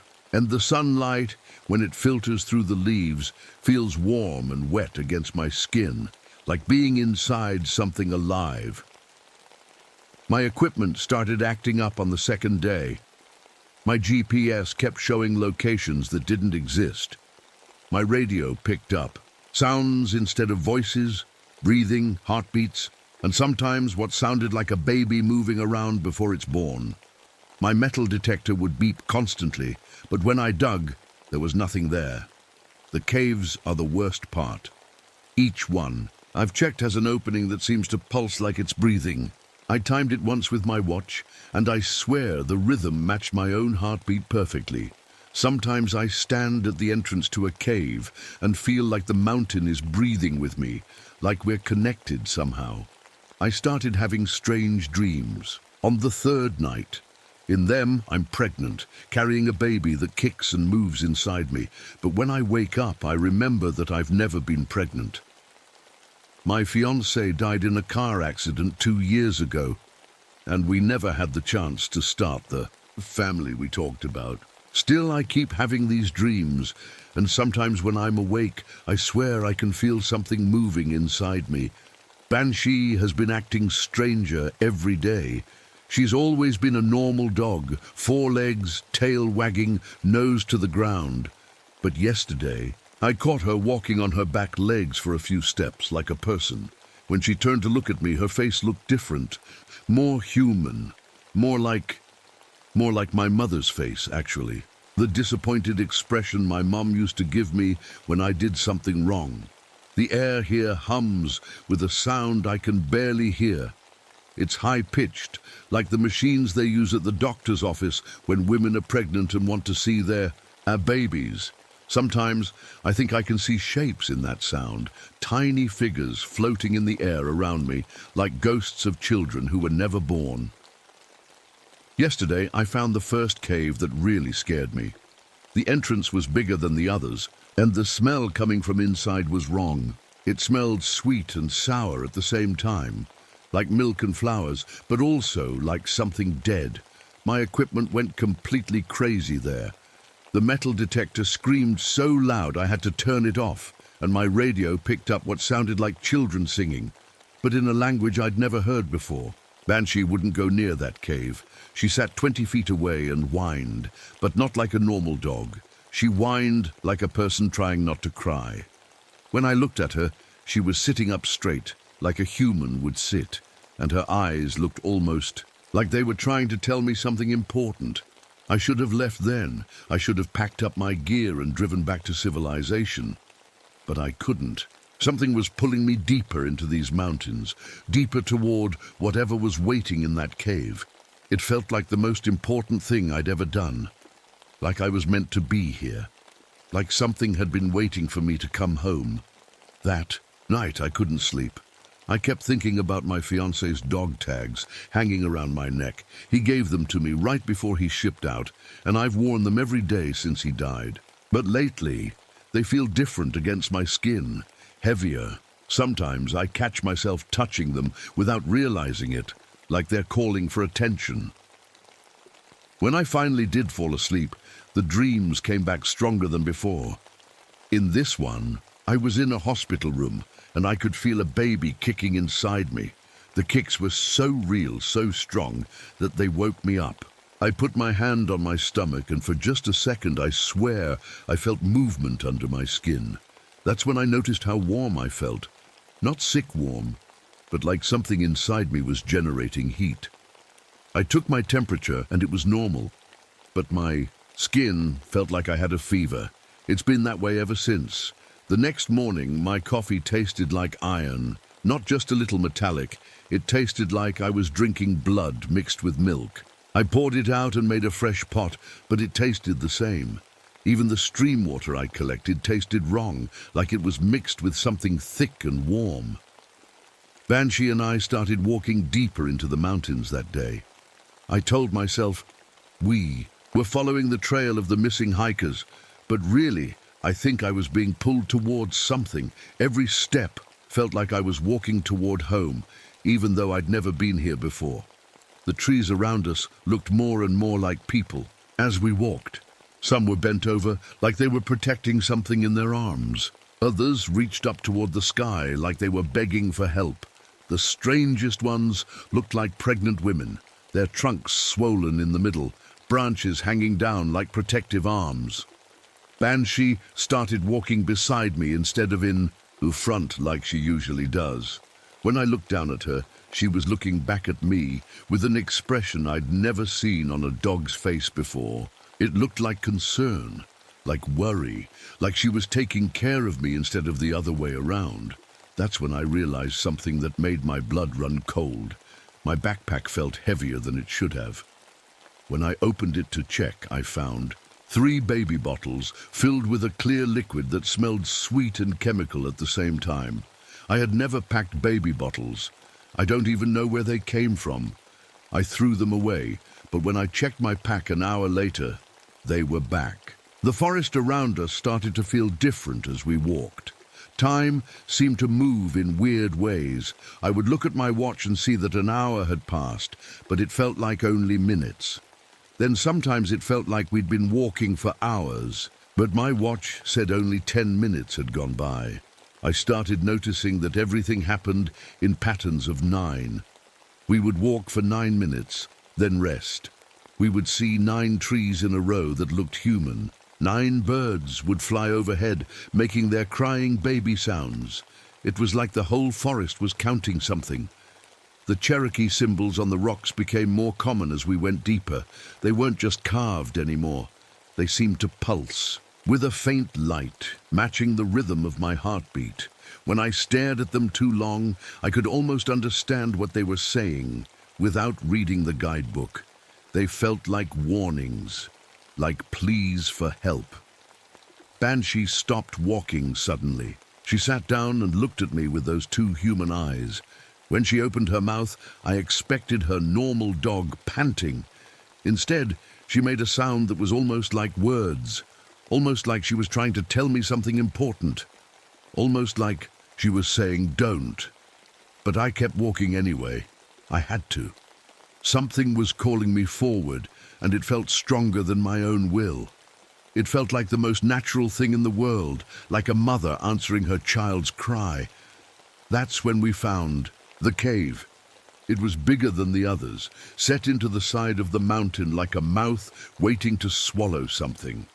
The smell coming from inside was overwhelming now. That sweet, sour milk and death smell, but stronger, so strong it made me dizzy. But there was something else. Around the entrance to the cave, I could see small footprints in the mud. Tiny bare feet, like children, had been playing here. The footprints led from the cave entrance in all directions, but they always came back to the cave. What scared me most was that next to those tiny footprints were bigger ones, bootprints that looked exactly like mine. I knelt down to get a closer look, and my heart nearly stopped. The bootprints weren't similar to mine. They were identical. Same size, same wear pattern on the heel, same small cut on the left sole, where I'd stepped on broken glass last month. But I had never been to this cave before in my life.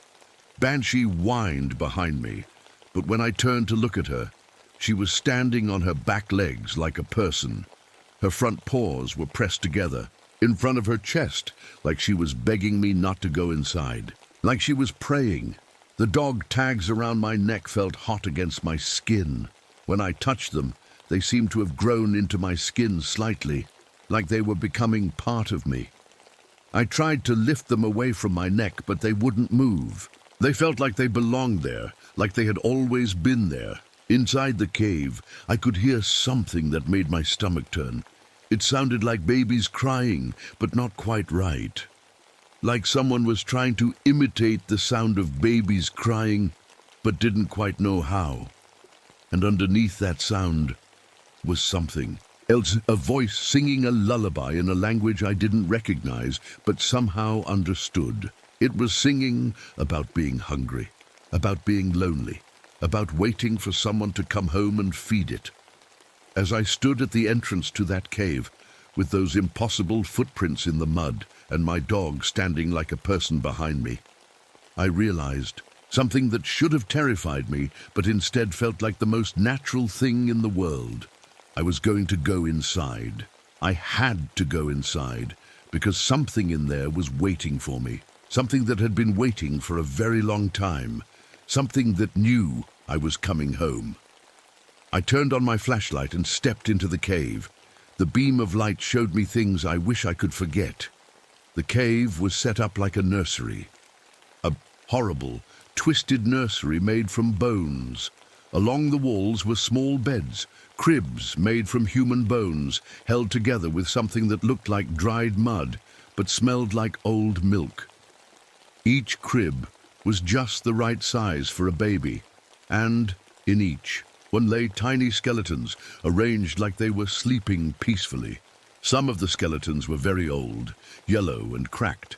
Others looked newer, but they were all positioned the same way, lying on their sides with their little bone hands tucked under their skulls like pillows. Someone had been taking care of them. Someone had been putting them to bed. I counted them as I walked deeper into the cave. 9 cribs on each side, 18 total. The number made my skin crawl, but I couldn't stop counting. My flashlight beam caught something carved into the cave wall above the cribs. More Cherokee symbols, but these were different.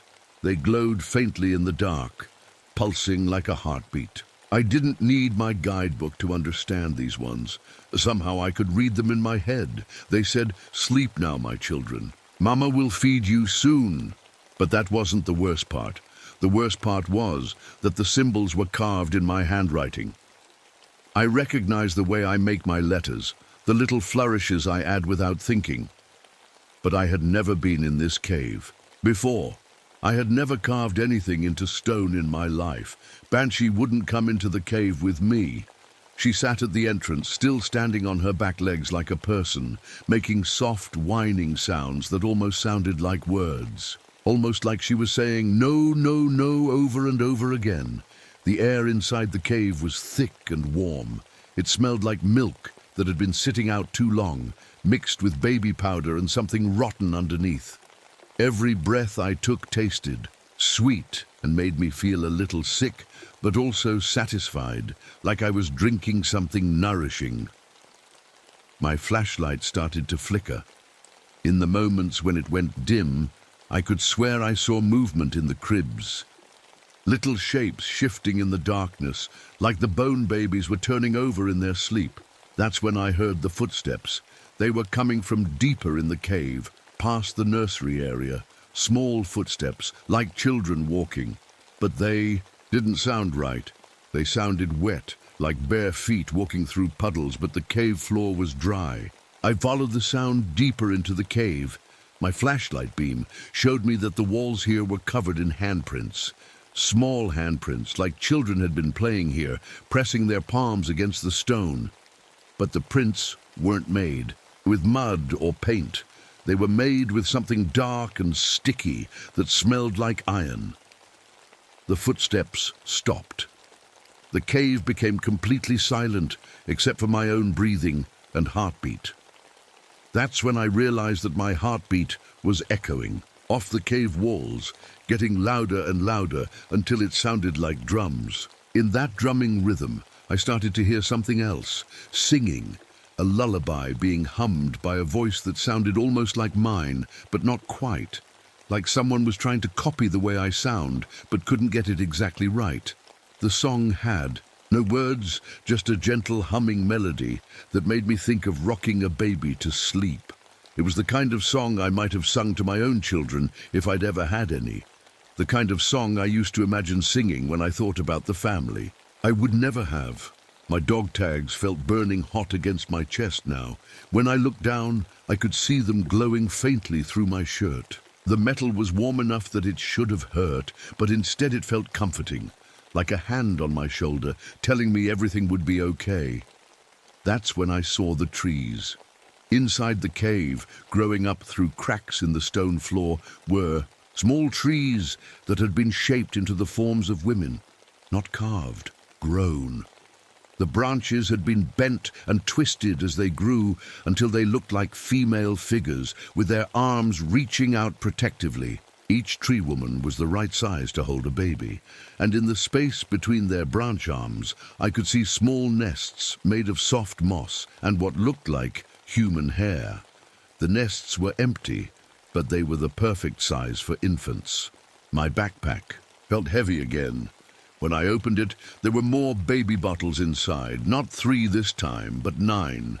The liquid in them wasn't clear anymore. It was white and warm, and it smelled exactly like breast milk. I knew I should run. Every logical part of my brain was screaming at me to get out of that cave and never come back. But I couldn't move. I felt rooted to the spot, like those twisted trees, like I belonged here. The humming got louder. It wasn't coming from deeper in the cave anymore. It was coming from all around me. From the walls, from the bone cribs, from the tree women, even from my own throat, though I wasn't trying to make any sound. That's when I felt it. Movement in my stomach. Not imagination this time. Not a dream. Something was definitely moving. Inside me, rolling and shifting like a baby turning over in the womb. I put my hand on my belly and felt it kick. Strong, healthy kicks that should have been impossible because I wasn't pregnant. I had never been pregnant. But the kicks kept coming, and with each one, I felt a surge of love so powerful it made me dizzy. Love for the child that was somehow growing inside me. Love for the bone babies in their cribs. Love for whatever was humming that lullaby in the darkness. A mother's love, fierce and protective and consuming. The tree women started to move. Their branch arms swayed gently back and forth, like they were rocking invisible babies. The humming got louder, and I realized they were all humming together, the tree women, the cave walls, and me. We were all singing the same lullaby. We were all waiting for the same thing. We were waiting for feeding time. My flashlight went out completely. In the darkness, I could hear more footsteps coming toward me, not the wet child footsteps from before. These were different, bigger, heavier. The footsteps of an adult woman walking slowly and carefully, like someone carrying something precious. The footsteps stopped right in front of me. In the darkness, I felt breath on my face, warm breath that smelled like milk and honey and old bones. A voice spoke, so close I could feel the lips almost touching my ear. It sounded like my voice, but older, wiser, more tired. "Welcome home, daughter," it said. "I've been waiting for you for such a long time." Something touched my face. Fingers that felt like tree branches, gentle but strong. They traced the outline of my cheek, my jaw, my throat, finally coming to rest on the dog tags around my neck. "You've done so well," the voice continued, "bringing all those lost children to me over the years, feeding them to me when they were scared and alone in the woods. You've been such a good daughter, such a good mother." I tried to speak, tried to say that I didn't understand, that I had never brought anyone to this cave. But the words wouldn't come, because deep down, in a part of my mind I didn't want to look at, I was starting to remember.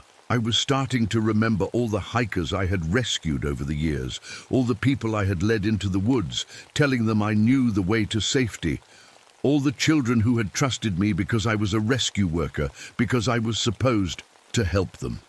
I was starting to remember what I had really been doing all this time. The fingers touched my stomach where something was moving and growing. And now, the voice said, "It's time for you to feed your own children, our children, the family you've always wanted." In the darkness, I heard the sound of babies crying. Not bone babies this time, living babies, hungry and waiting for their mother to take care of them, waiting for me. My flashlight flickered back on, and I saw her. She was 12 feet tall, maybe more. Her skin was pale like old milk, and she had too many arms, at least 6 that I could see, all reaching out in different directions, like she was trying to hug the whole world at once. Her body was shaped like a woman's, but wrong. Too big, too long, too much of everything. But the worst part was her chest. She had breasts, but not just 2 like a normal woman. She had dozens of them, all different sizes, and they were leaking.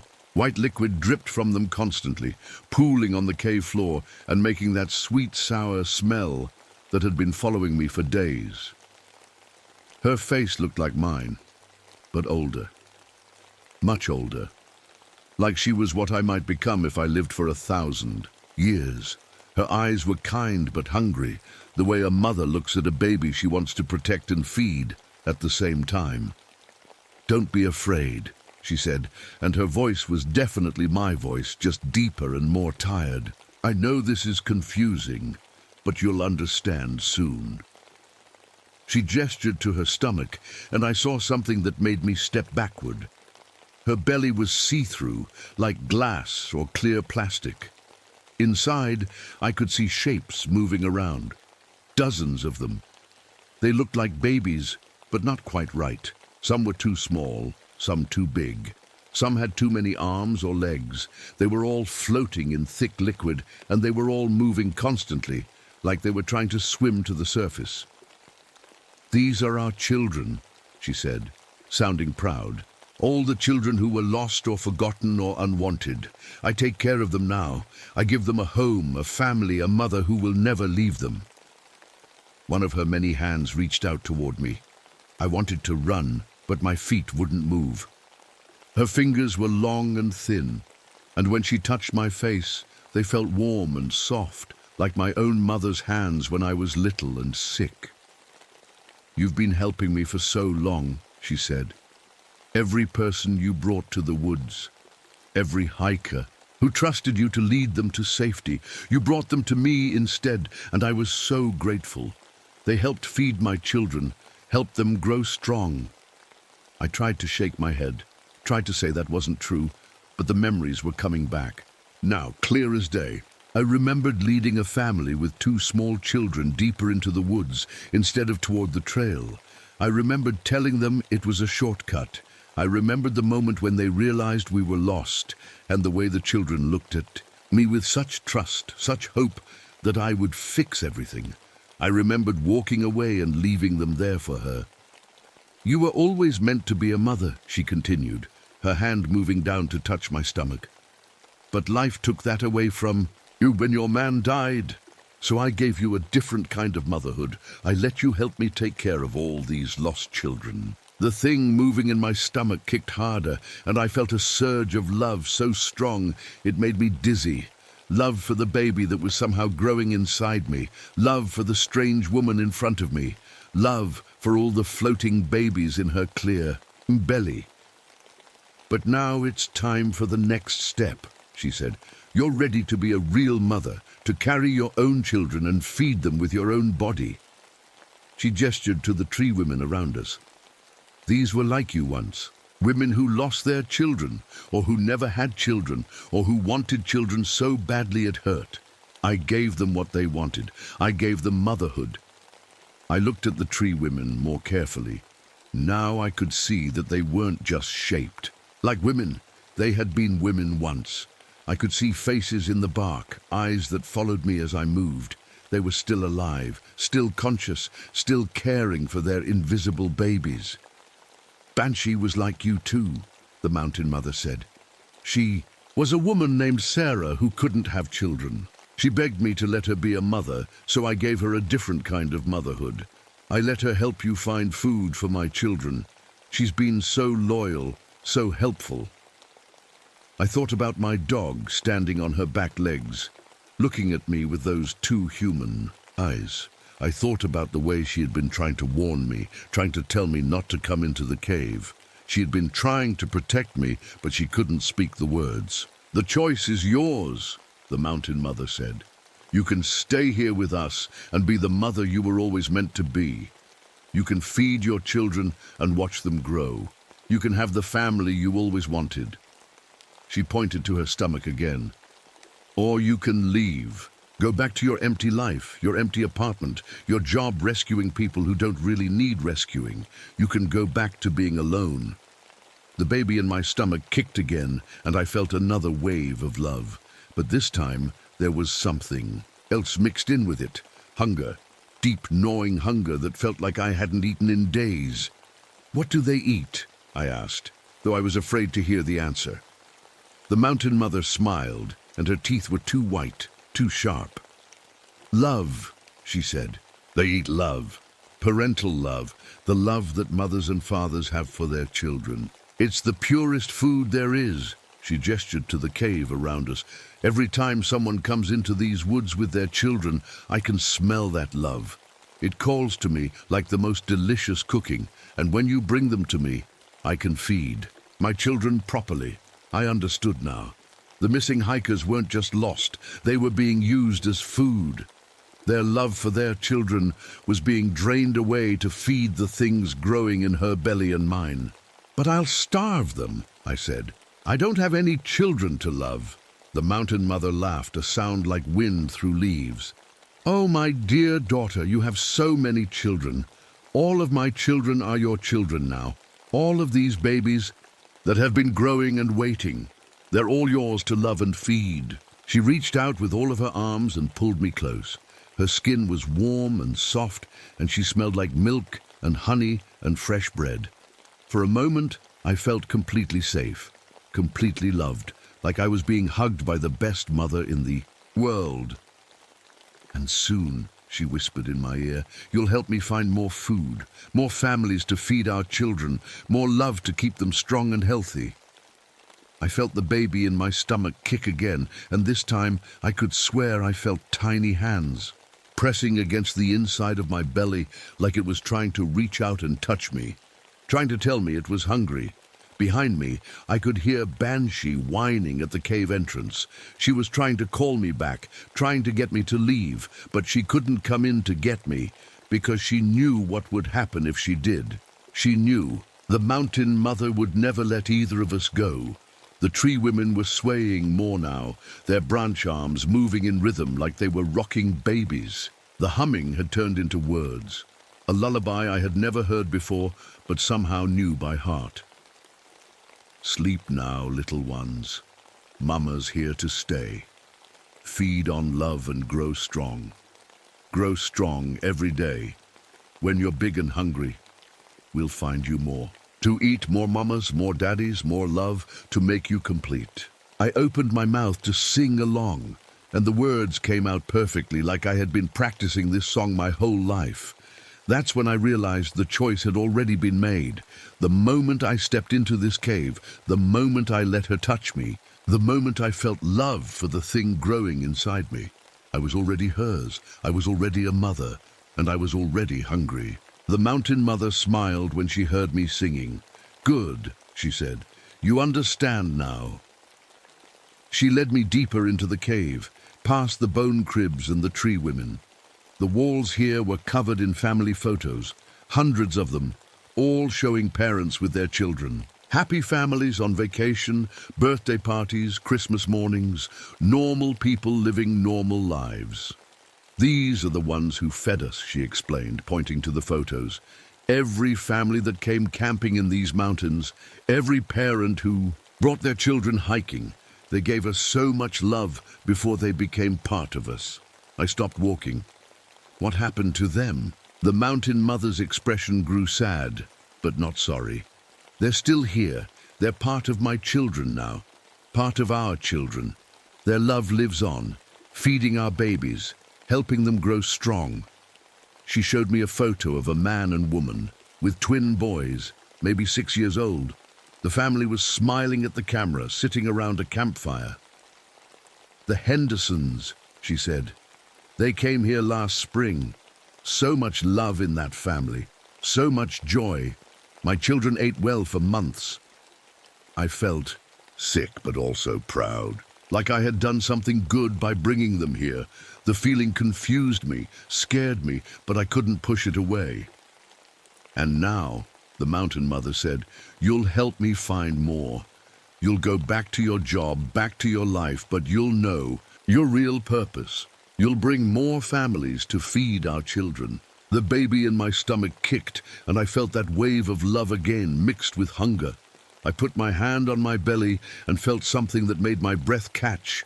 There wasn't just one baby in there anymore. I could feel multiple movements, like I was carrying twins or triplets or more.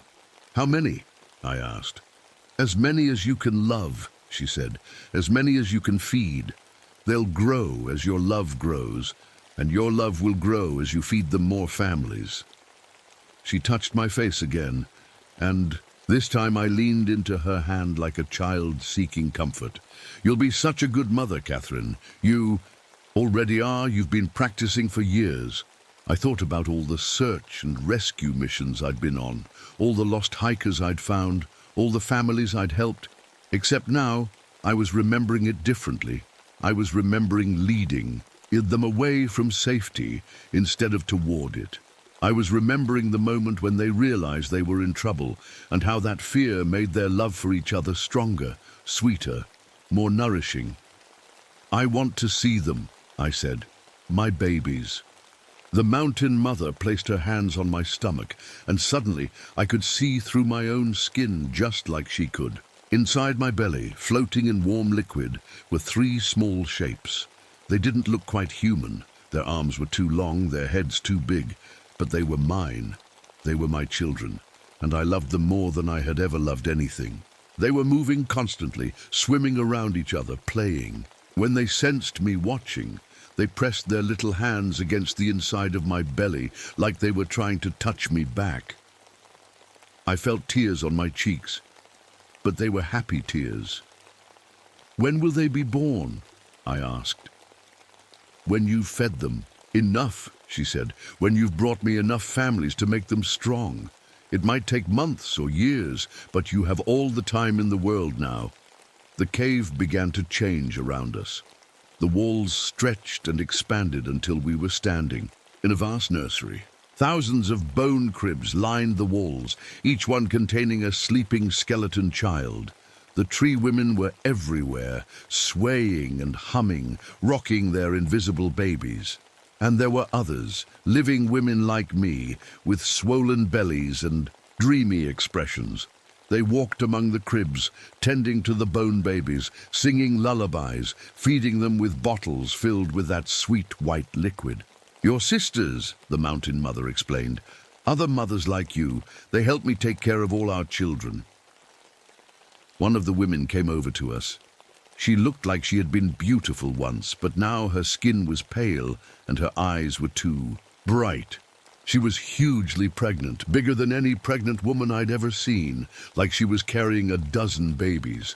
"Welcome, sister," she said, and her voice was soft and tired. "I'm Mary. I've been here for... well, time doesn't really matter anymore. What matters is our children." She placed her hand on my belly, and my babies responded by moving toward her touch. "They're beautiful," she said. "Strong. They'll be excellent hunters when they're older." "Hunters?" I asked. Mary smiled. "That's what we call it when they go out into the world to find food, to find families. Some of my children are old enough now.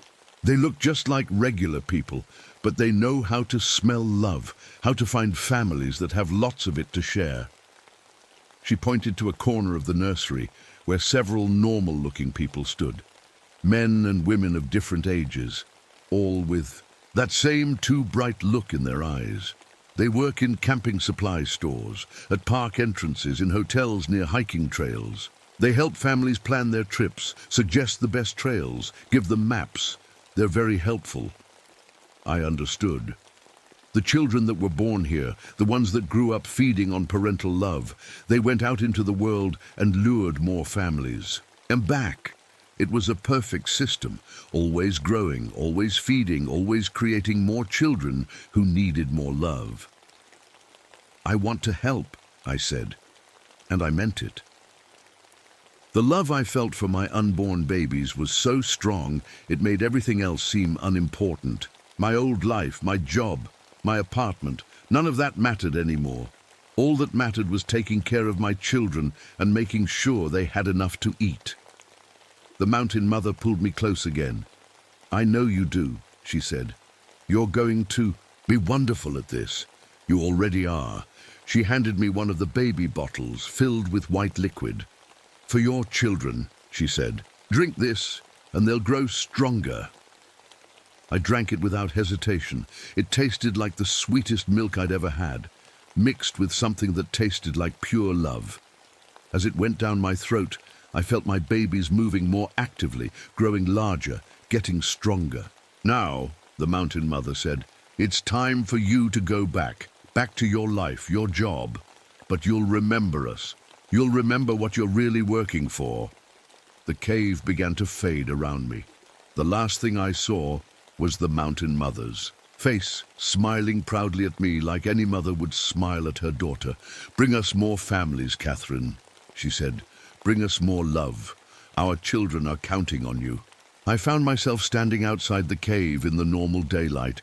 Banshee was beside me, but she was walking on 4 legs again, looking like a regular dog. When she looked up at me, though, her eyes still held that human intelligence, that desperate need to communicate. But I didn't need her warnings anymore. I understood everything now. I packed up my gear and drove back to town. I went back to my job, my apartment, my normal life. But everything was different now. I could see families everywhere, parents with their children, so full of love it made my mouth water. I started taking on more search and rescue missions. I became known as the best tracker in the state.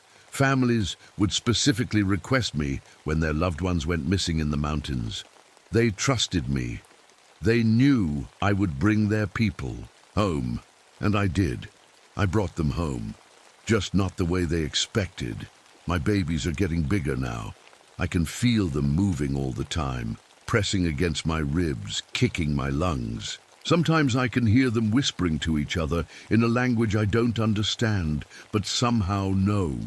They're planning, talking about all the families they'll hunt when they're born. I'm so proud of them.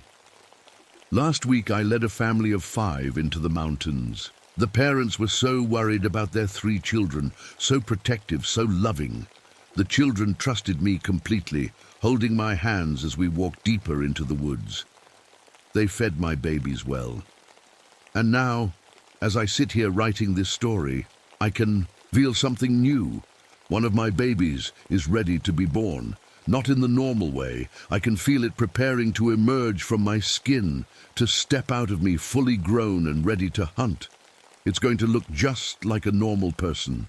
It's going to get a job, maybe in a camping store or a park office. It's going to help families plan their trips to the mountains.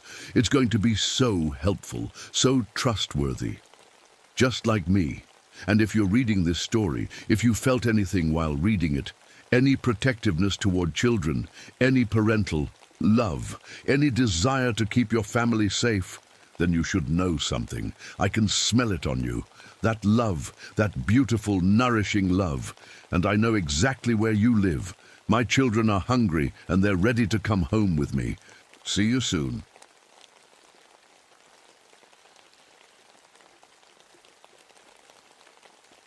My name is Vincent Thorne, and I should have died 10 years ago in Korea. But here I am, sitting by Mirror Lake in the Adirondack State Park, watching the strangest sunrise I've ever seen. The sun looks wrong today. Instead of golden yellow, it's blood red, like someone painted it with fresh paint. The old hemlock trees around the lake look black against that red sky, their branches reaching out like skeleton fingers. I've been a park ranger here for 3 years, and I've never seen anything like this. My German Shepherd Ranger sits next to me on this fallen log. He's been acting weird all morning. Usually, he's wagging his tail and sniffing around for squirrels. Today, he just stares at the water with his ears flat against his head. Dogs know things we don't, my dad used to say. I take a sip of my coffee, and it tastes strange. Metallic, like I'm sucking on pennies. Maybe the pot needs cleaning. I made it the same way I always do. 2 scoops of grounds, water from the pump behind the ranger station. Nothing different. The lake is perfectly still, like glass. No wind at all. But when I look at the water, something's not right. Instead of seeing the red sky reflected back, I see faces. Pale faces floating just under the surface, looking up at me with empty eyes. I blink hard and look again. Just water now. Just my imagination. "What do you think, boy?" I ask Ranger, scratching behind his ears. "Am I losing my mind?" He doesn't wag his tail. He doesn't even look at me. His eyes stay fixed on the water, and a low growl starts in his throat. That's when I notice the birds. They're singing backwards. I know that sounds crazy, but I've listened to these woods every morning for 3 years. I know the sound of a robin's call, the chatter of chipmunks, the cry of hawks overhead. Today it all sounds reversed, like someone recorded the forest and played it backwards. First I hear birds I don't recognize, strange calls that sound ancient, wild. Then the familiar sounds of robins and blue jays from this year. But underneath it all, there's something else, something that sounds like radios, static and voices, far away but getting closer. My watch is acting up too. The second hand is moving backwards, but the shadows of the trees are moving forward, faster than they should. It makes my head hurt to watch, makes my teeth ache. I stand up from the log, and that's when I notice it feels different under my feet, softer. When I look down, the bark looks strange. It has ridges and bumps that remind me of something, but I can't put my finger on what. The smell hits me next. The pine and fresh mountain air I love so much is changing. There's something else mixing with it, something sharp and bitter that burns my nose. It smells like the 4th of July, like firecrackers and smoke. But there's more. Under that smell, something sweet and sick, like flowers left too long in a vase, like... I shake my head. I need to stop this. I'm a grown man, not some kid scared of shadows. But my hand goes to my chest, where Margaret's wedding ring hangs on a chain under my shirt. The metal is warm, against my skin.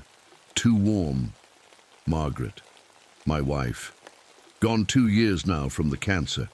She always said I worried too much, that I needed to let go of the past. "Vincent," she'd say, "you can't save everyone. You couldn't save them in Korea. And you can't save me, but you can save yourself." Easy for her to say. She never had to choose between saving herself and saving others. She never had to live with the names that whisper in my head every night. Wilson, Kim, Rodriguez, Morrison. A splash makes me look up. Something big moved in the water. The surface breaks in rings, but I don't see what caused it. Ranger is on his feet now, the fur on his back standing straight up. His growl is deeper, more animal than I've ever heard from him. That's when I see the trees around the lake. Fresh scratches in the bark, like something with claws walked by during the night. But these aren't random marks. They form letters, names: Wilson, Kim, Rodriguez, Morrison. All the names from my squad. All the boys who didn't make it home. The morning mist is getting thicker, even though the sun is getting higher. It should be burning off by now, but instead, it's getting worse. The fog moves in patterns that don't make sense, swirling around the trees like it's alive. And in that mist, I swear I can see shapes moving, human shapes, walking toward me. My coffee cup slips from my hand and shatters on the rocks. The sound echoes across the water, but it doesn't sound like breaking glass. It sounds like gunfire. Ranger barks once, sharp and scared. Then he goes quiet and presses against my leg. His whole body is shaking. That's when I hear the voices in the mist calling my name. Vincent! Vincent! I know those voices. I've been hearing them in my dreams for 10 years. I need to get back to the ranger station. That's what I tell myself as I start walking away from the lake, Ranger close at my side. My legs feel heavy, like I'm walking through mud instead of on the familiar dirt path. The voices stopped when I started moving, but I can still feel them behind me, watching, following. I've walked this trail 1,000 times. I know every rock, every tree root that sticks up from the ground, but today everything looks slightly wrong. The path curves where it should go straight. Trees that were on my left yesterday are now on my right. I stop and pull out my compass. The needle spins in circles, never settling on any direction. Great, just great. Okay, Vincent, I say out loud, trying to keep my voice steady. You're tired. You didn't sleep well last night, that's all this is. But I did sleep well. For the first time in months, I actually slept through the night without the dreams. No nightmares about Korea, no sounds of gunfire, no screaming. Maybe that's the problem. Maybe my mind doesn't know what to do without the guilt keeping it busy. The radio on my belt crackles to life. Static at first, then voices. But these aren't the voices of other park rangers or emergency services. These are different, older. Charlie team, this is base, do you copy? My blood turns cold. That's military radio chatter, Korean War radio chatter. I haven't heard voices like that since 1953. We need medic support at grid reference 77 Alpha. I know that voice. It's mine, my voice from 10 years ago, calling for help that never came. I turn off the radio with shaking hands. The forest goes quiet again, but it's not a natural quiet. It's the kind of silence that comes before something terrible happens. The smell is getting stronger now, not just firecrackers anymore. It's the smell of burning things, burning wood, burning metal, burning other things I don't want to think about, mixed with something sweet and sickly. Ranger stops walking and sits down hard on the trail. He won't go any further, no matter how much I call to him. His brown eyes look scared, really scared. Dogs don't get scared of nothing. That's when I notice the trees around us. The bark is wrong. Instead of the rough, normal bark of pine and oak trees, it looks smooth and white, like bone, like old sun-bleached bone. I reach out to touch one and it's warm. Trees shouldn't be warm. My watch is still running backwards, but now I can hear it ticking. Loud ticks like a clock in an empty room. Each tick makes my headache worse. The shadows are still moving wrong too. They're getting longer, even though the sun is getting higher. Some shadows don't match the trees that should be making them. Some shadows look like people standing where no one is standing. I pull out my phone to call for help, but there's no signal. The screen shows the time as 3:17 a.m., but that can't be right. I've been out here since sunrise. Then I see something that makes me stop breathing. About 20 feet ahead, right in the middle of the trail, there's a pile of something white. At first I think it's just rocks, or maybe some trash that blew in from the camping area. But as I get closer, I see what it really is. Bones. Human bones. Leg bones, to be exact. 12 of them, arranged in 2 neat rows like soldiers standing at attention. My throat goes dry. I know I should run. Every part of my brain is screaming at me to turn around and get out of these woods. But my feet keep moving forward. The bones spell out a word. Coward. That's when I hear my name again. Not from behind me this time, but from ahead. From the direction of the ranger station. Vincent, Vincent, you left us. Vincent, you ran away. Vincent, you saved yourself. 12 voices. The voices of 12 men who died because I was too scared to help them. I close my eyes and take a deep breath. When I open them again, the bones are gone. The trail looks normal. The trees have regular bark again. But Ranger is still sitting there, still scared, still won't move, and the voices are still calling my name. I pull Margaret's ring out from under my shirt and hold it tight. The metal burns against my palm, but I don't let go. She always kept me grounded. Even now, 2 years after the cancer took her, she's still trying to help me. It's not real, I whisper. None of this is real. But even as I say it, I know I'm lying to myself.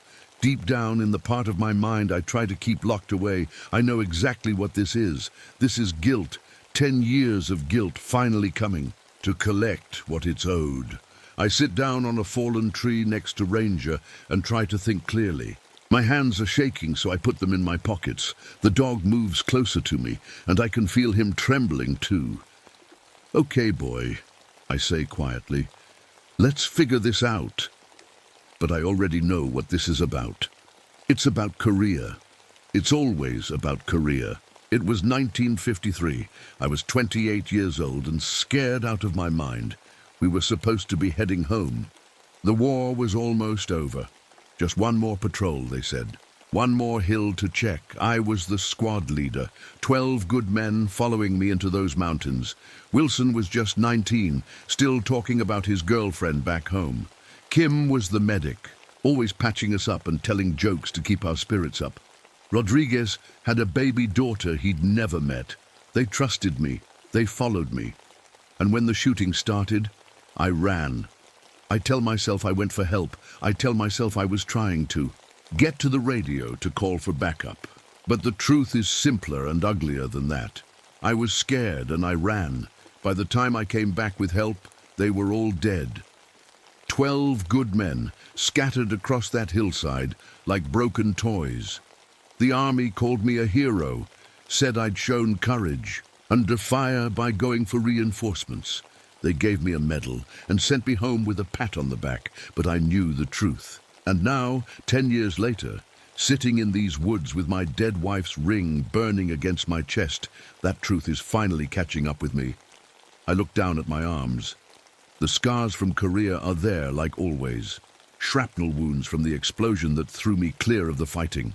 But today, they look different, darker, and there are more of them. New scars are appearing as I watch.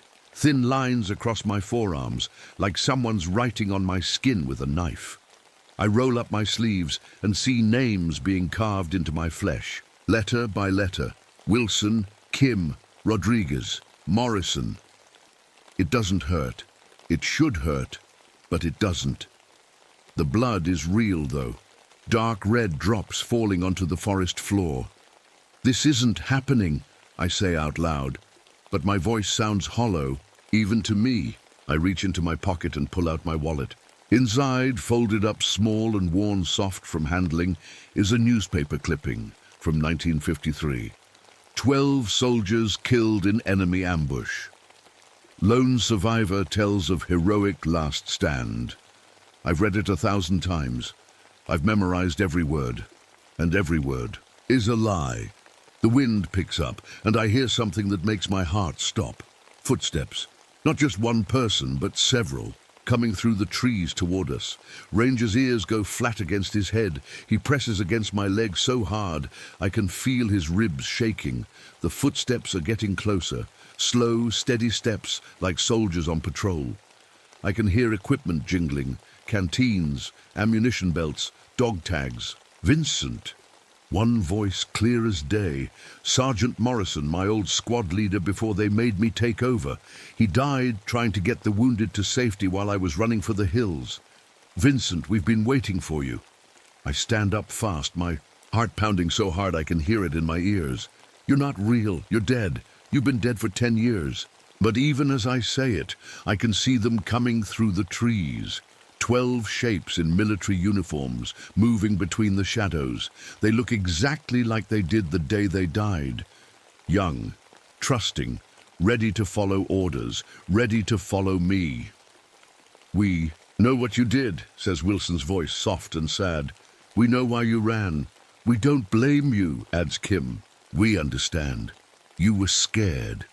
But there's something wrong with their voices, something hollow and echoing, like they're calling from the bottom of a deep well. And their faces. I can't quite see their faces clearly. They shift and blur, like heat waves rising off hot pavement, but their eyes are clear enough, dark holes where eyes should be, staring right at me. "We just want to talk, Vincent," Morrison says. "We want to understand why our friend left us to die." My legs give out and I sit down hard on the log. The wood feels soft under me, spongy and warm. When I look down, I see it's not a log at all. It's a spine, a huge human spine, curved and white, still warm with life. I jump up, but there's nowhere to go. The 12 shapes are all around us now, forming a circle. Ranger whimpers and hides behind my legs. "It's time, Vincent," Morrison says. "Time to face what you did. Time to make it right." "How?" I ask, surprised to hear my own voice. "How can I make it right? You're dead. You've been dead for 10 years. "There are others," Wilson says. "Other soldiers carrying guilt like yours. Other cowards who need to be collected. Bring them to us," Kim adds. "Help us grow stronger. Help us become whole again." "And then?" I ask. Morrison steps closer. His face is clearer now, and I can see the bullet holes in his forehead. "Then you can join us, Vincent. Then you can finally stop running." The circle tightens around us, 12 dead soldiers waiting for my answer. I close my eyes and count to 10. When I open them, maybe this will all be gone. Maybe I'll be back at the lake with my coffee, watching a normal sunrise. 1, 2, 3. I can still hear them breathing. Dead men don't breathe, but I can hear the air moving in and out of their lungs. 4, 5, 6. The smell is getting worse. Not just smoke and gunpowder now, but something rotten, something that's been dead too long. 7, 8, 9. Ranger whimpers. His nose is better than mine. He can smell things I can't even imagine. 10. I open my eyes. They're still there. All 12 of them, standing in their circle, waiting. But something else has changed. The forest around us doesn't look like the Adirondacks anymore. The trees are different, shorter, more twisted. The ground is rocky and bare in places. There are no mountains in the distance that I recognize. This looks like Korea. This looks like that hill where my squad died. "No," I say, shaking my head. "This isn't real. I'm having some kind of breakdown, post-traumatic stress or something. I need to get back to the station and call for help." "There is no station," Morrison says calmly. "There never was. You've been here the whole time, Vincent. You've been here with us for 10 years. That's crazy. I've been working as a park ranger. I have a job, a house. I had a wife. Margaret died in 1955, Wilson says. 2 years after. You did. The cancer took her while you were busy being dead." The words hit me like a punch to the stomach. "No. Margaret died 2 years ago. We had 8 good years together after the war." But even as I say it, something feels wrong. The memories of those 8 years are fuzzy, like trying to remember a dream. I can remember the big moments, our wedding, buying the house, her getting sick. But the small stuff, the daily life, it's all blurry. "Check your pockets," Kim says. "Check what you're carrying." I don't want to, but my hands move on their own. I reach into my jacket pocket and pull out my wallet. But it's not the brown leather wallet I remember. This one is green canvas, military issue, my old army wallet. Inside, there's no driver's license, no credit cards, no pictures of Margaret and me at the lake. Just my old military ID, yellow and cracked with age. The photo shows a young man I barely recognize. The date says 1953. My hands are shaking as I put the wallet away. I reach for my phone, but instead I pull out my old army compass, the one that got broken in the explosion. "This isn't possible," I whisper. "Look at your dog," Rodriguez says. I look down at Ranger, but the German shepherd that's been by my side for 3 years is changing. His fur is getting darker, shaggier. His ears are getting pointed. His eyes are turning yellow. He's not a dog anymore. He's becoming something else, something wild. "Ranger was never a dog," Morrison explains. "He's your guilt, Vincent. He's Been keeping you company all these years, making sure you never forgot what you did. The thing that used to be Ranger looks up at me with those yellow eyes. When he opens his mouth, human words come out. I kept you safe, he says in a voice that sounds like mine. I kept you here, where you couldn't hurt anyone else. I stumble backward, but there's nowhere to go. The circle of soldiers moves with me, always keeping me in the center. The forest is changing more now. Korean pine trees grow up through the Adirondack oaks. Bamboo shoots push through the New York soil. In the distance, I can see smoke rising from villages that shouldn't exist. This is where you belong, Morrison says. This is where you've always belonged. With us, with the men you let die. My chest feels tight. The air is getting thin, like we're high up in the mountains. My old shrapnel wounds are burning like they're fresh. I tried to make up for it, I say. I became a park ranger. I helped people. I saved hikers who got lost. I prevented forest fires. Did you? Wilson asks. Or did you just imagine you did? Did you make up a whole life to hide from what really happened? I think about the hikers I've rescued over the years. But when I try to remember their faces, they all looked the same. They all looked like the soldiers from my squad. I think about the fires I've fought, but maybe they weren't forest fires. Maybe they were the burning villages in Korea, the ones we couldn't save. Show him, Morrison says to the others. They step aside, and I can see past them into the forest. There, hanging from the trees like Christmas ornaments, are dog tags. Hundreds of them, thousands, all different names, all different wars. We're not the only ones, Kim explains. This place collects soldiers like you, soldiers who ran, soldiers who let their friends die. It feeds on guilt, Vincent, and there's so much guilt in the world. The tags are moving in a wind I can't feel, clinking together like a sad song. Each one represents a life cut short, a friend abandoned, a moment of cowardice that echoes forever. What do you want from me? I ask. What we've always wanted, Morrison says. We want you to stop pretending. We want you to accept what you are. And what am I? Dead, they all say together. You're dead, Vincent.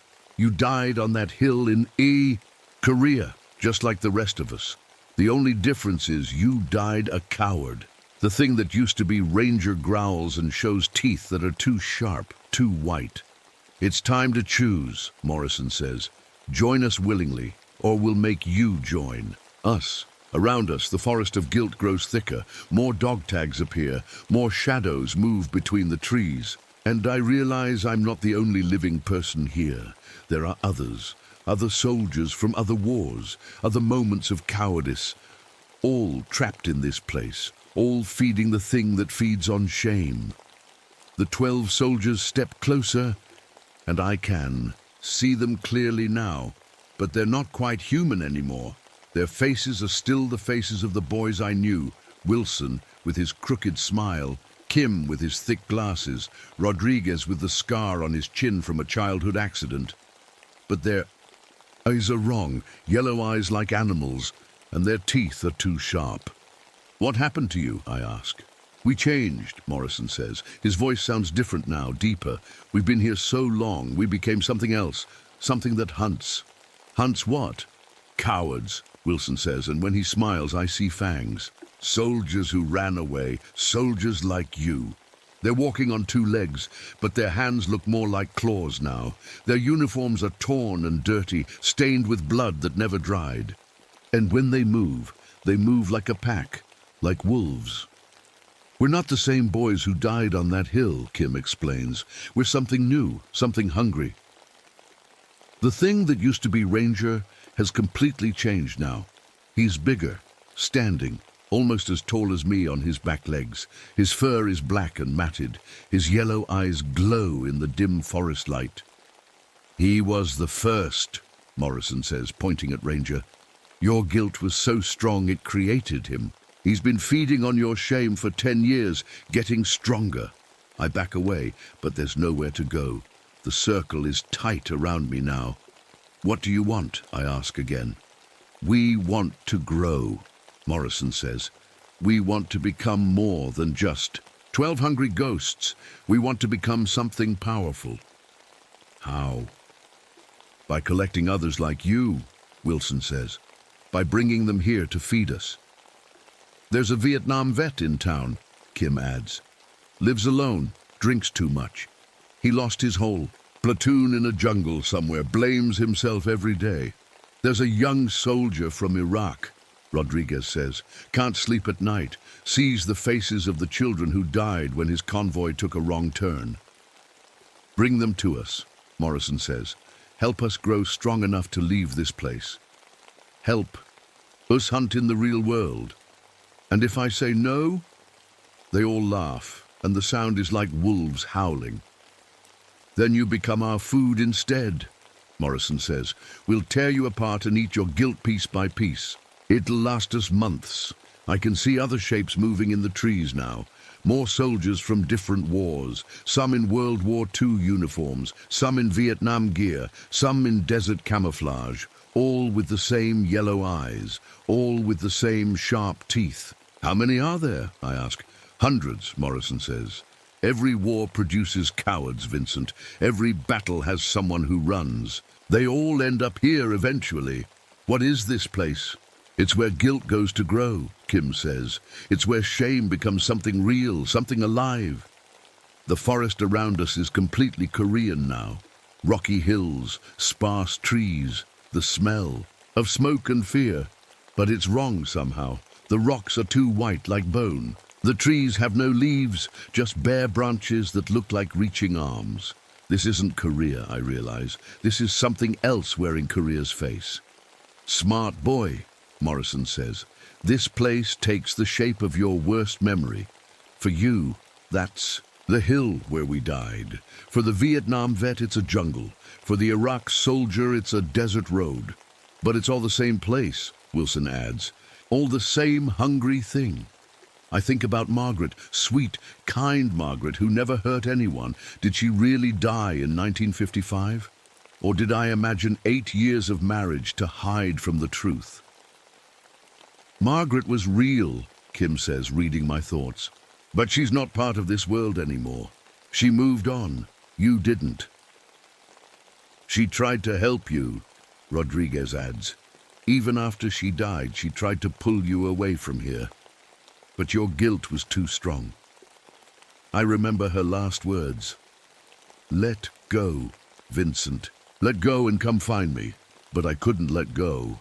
I held on to my shame like a security blanket. Time to choose, Morrison says. The pack closes in around me, yellow eyes gleaming. Join us willingly and we'll make you a hunter. Refuse and become our prey. What about the people in town? What about the other park rangers? What people? Wilson asks. What rangers? When was the last time you actually talked to another human being, Vincent? I think about it. Really think about it. The other rangers at the station. When did I last have a real conversation with one of them? The people who came to the park. When did I last look them in the eye? You've been alone for 10 years, Morrison says. Alone with your guilt and your ghost dog. Alone in this place that feeds on what you did. The pack starts to circle me, moving like real wolves now. Some on 2 legs, some dropping to all 4s. Their claws scrape against the rocky ground. Choose, they all say together. Choose now. I look at the thing that used to be Ranger. He's watching me with those yellow eyes, waiting to see what I'll do. If I help you, I say slowly, if I bring others here, what happens to them? They become like us, Morrison says. Or they become food, depends on how strong their guilt is. And the people I bring will suffer like I've suffered. Forever, Wilson says with a smile that's all teeth. I think about the Vietnam vet Kim mentioned. Some poor guy drinking himself to death because he couldn't save his friends. I think about the young soldier from Iraq, probably not much older than Wilson was when he died. Do I want to condemn them to this? Do I want to feed their pain to these hungry ghosts? Or do I let them tear me apart instead? The pack stops circling and waits for my answer. In the distance, I can hear more howling, more packs calling to each other across this twisted forest of guilt. I stand there in the middle of the circle, looking at the faces of my old squad. These boys who trusted me. These boys who died because I ran away. I need time to think, I say. Morrison laughs, and it sounds like breaking glass. You've had 10 years to think, Vincent. 10 years of hiding in your make-believe life. The Vietnam vet, I say quietly. Tell me about him. His name is Danny, Kim says. 62 years old, lives in a trailer behind the gas station. His squad got lost in the jungle in 1968. Enemy found them first. Danny was the only one who made it out. Did he run too?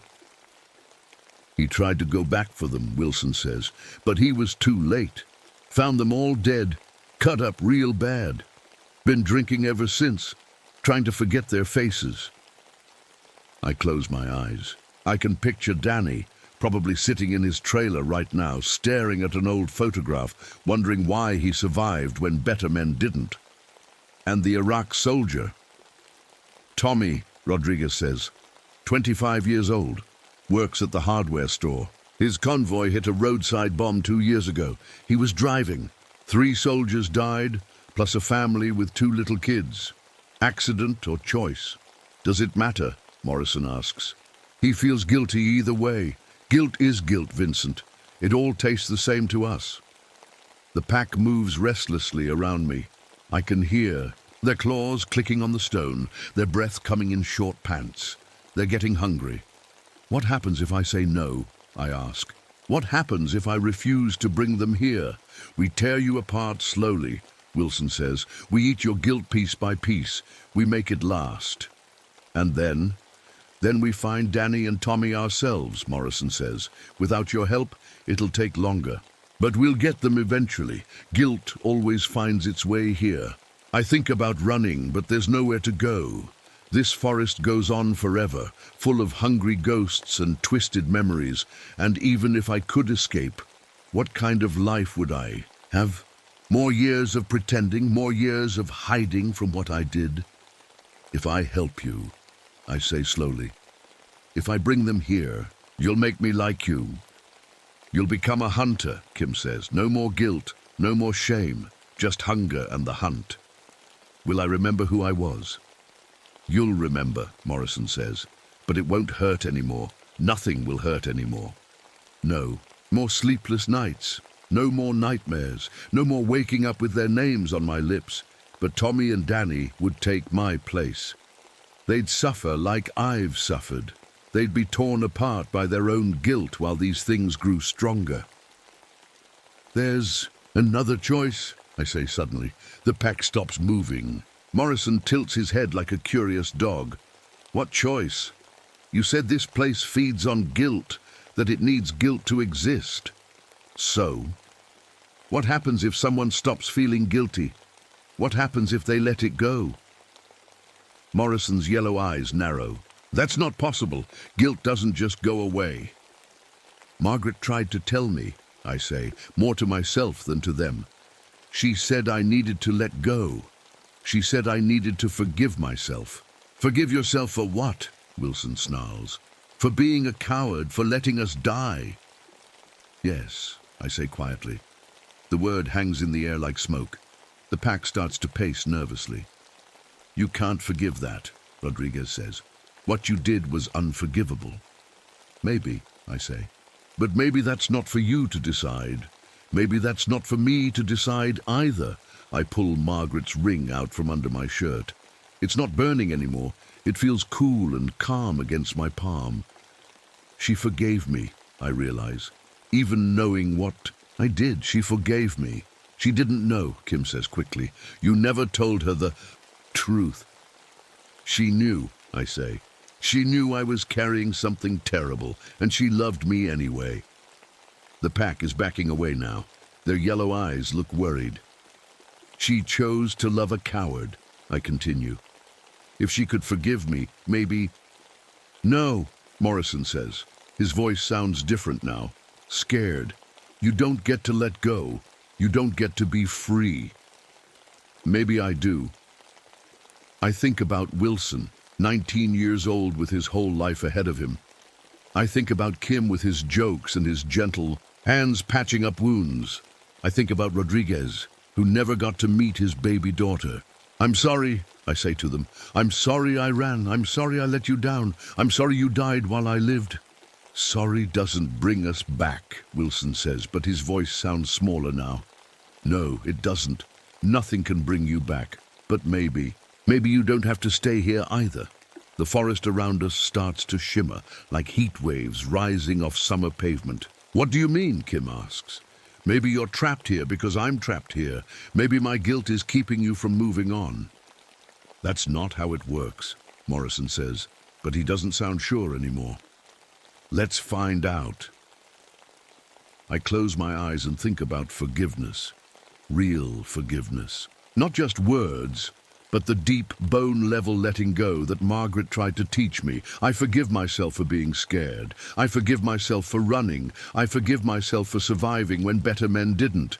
The howling starts all around us. Not just from my pack, but from all the others hidden in the forest. Hundreds of voices crying out in anger and fear. When I open my eyes, the 12 soldiers look different. Less wolf, more human. The yellow glow is fading from their eyes. Vincent, Morrison says, and for the first time in 10 years, he sounds like my old sergeant. What's happening to us? I think you're remembering who you were before the hunger took over. The forest is changing too. The Korean hills are fading. The bone-white rocks are turning back into normal stone. In the distance, I can see a light that might be sunrise, or it might be something else entirely. But the light doesn't last. The howling gets louder, angrier.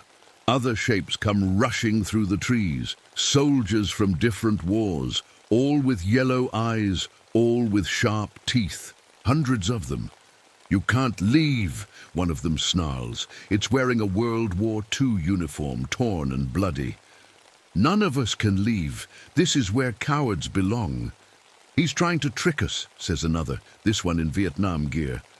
Trying to escape his punishment. The forest snaps back to its twisted shape. The Korean hills return, sharper and more jagged than before. The bone-white rocks gleam like teeth. My 12 soldiers look confused, caught between human and wolf. Morrison reaches out to me with hands that are half claws. Vincent, I remember now, he says. I remember dying, but I also remember the hunger. It's still there, eating at me. The hunger won't let us go, Wilson says sadly. It's too strong. It's been feeding too long. I feel something heavy settle on my shoulders. The weight of 10 years. The weight of all those nights spent pretending Margaret was still alive. Pretending I had a real job. Pretending I was still human. Then I guess there's only one choice left, I say quietly. Join us, Kim pleads. It doesn't hurt when you stop fighting it. I look at their faces, my old friends, twisted by years of feeding on guilt and shame. They're not evil. They're just hungry. They've been hungry for so long, they forgot what it felt like to be full. Okay, I say. I'll join you. The pack relaxes. The other soldiers in the forest stop howling and start to drift away. You'll help us hunt? Morrison asks. I'll help you hunt, I agree. You'll bring Danny and Tommy here? I nod. I'll bring them here. Morrison smiles and his teeth are sharp again. Good. We'll make you strong, Vincent, stronger than you ever were in life. Just one thing. Say, before I change, before I become like you, I want to understand something. What? This place, this forest. It's not really in Korea, is it? It's not really anywhere. No, Morrison says. It exists wherever guilt lives. In the back of minds, in the dark hours before dawn, in the spaces between sleep and waking. So, when you send me to collect Danny and Tommy, you'll appear to them as their guilt, Kim explains. Maybe as a dead friend, maybe as a voice in their head, maybe as a nightmare that won't end. And they'll follow me here? They won't have a choice. Wilson says. Guilt always comes when it's called. I nod slowly. I understand. The transformation starts immediately. I can feel my teeth getting sharper, my fingers turning into claws. My eyesight gets better, but colors start to fade. The world becomes simpler. Just hunger and prey, guilt and feeding. It doesn't hurt. That's the strangest part. After 10 years of carrying this weight, letting it go almost feels good. But as I change, I hold on to one last thought. One last memory of who I used to be. Margaret's voice from the night she died. Vincent, promise me something. Promise me you'll remember that everyone deserves a chance to be forgiven. Everyone, even you. The pack leads me to the edge of the forest. From here, I can see into the real world. I can see Danny in his trailer drinking alone. I can see Tommy at the hardware store staring at nothing while customers wait for help. Go, Morrison says. Bring them home. I step across the border between the forest and reality. In the real world, I look normal, just a park ranger taking a walk. But inside, I'm something else now, something hungry. I walk toward Danny's trailer, practicing what I'll say, how I'll convince a broken old soldier to follow me into the woods, how I'll feed his guilt until it grows strong enough to trap him, forever. But as I walk, I keep hearing Margaret's voice. Everyone deserves a chance to be forgiven. Even Danny, even Tommy, even the thing I've become. I reach Danny's trailer and knock on the door. When he opens it, I can smell the guilt on him like cheap cologne. His eyes are red from drinking, but they're still human eyes, still hopeful somewhere deep down. You, Danny? I ask. Yeah, who wants to know? I look at this broken man, and I have a choice to make. Feed him to the forest or try something else, something the hungry ghosts would never expect.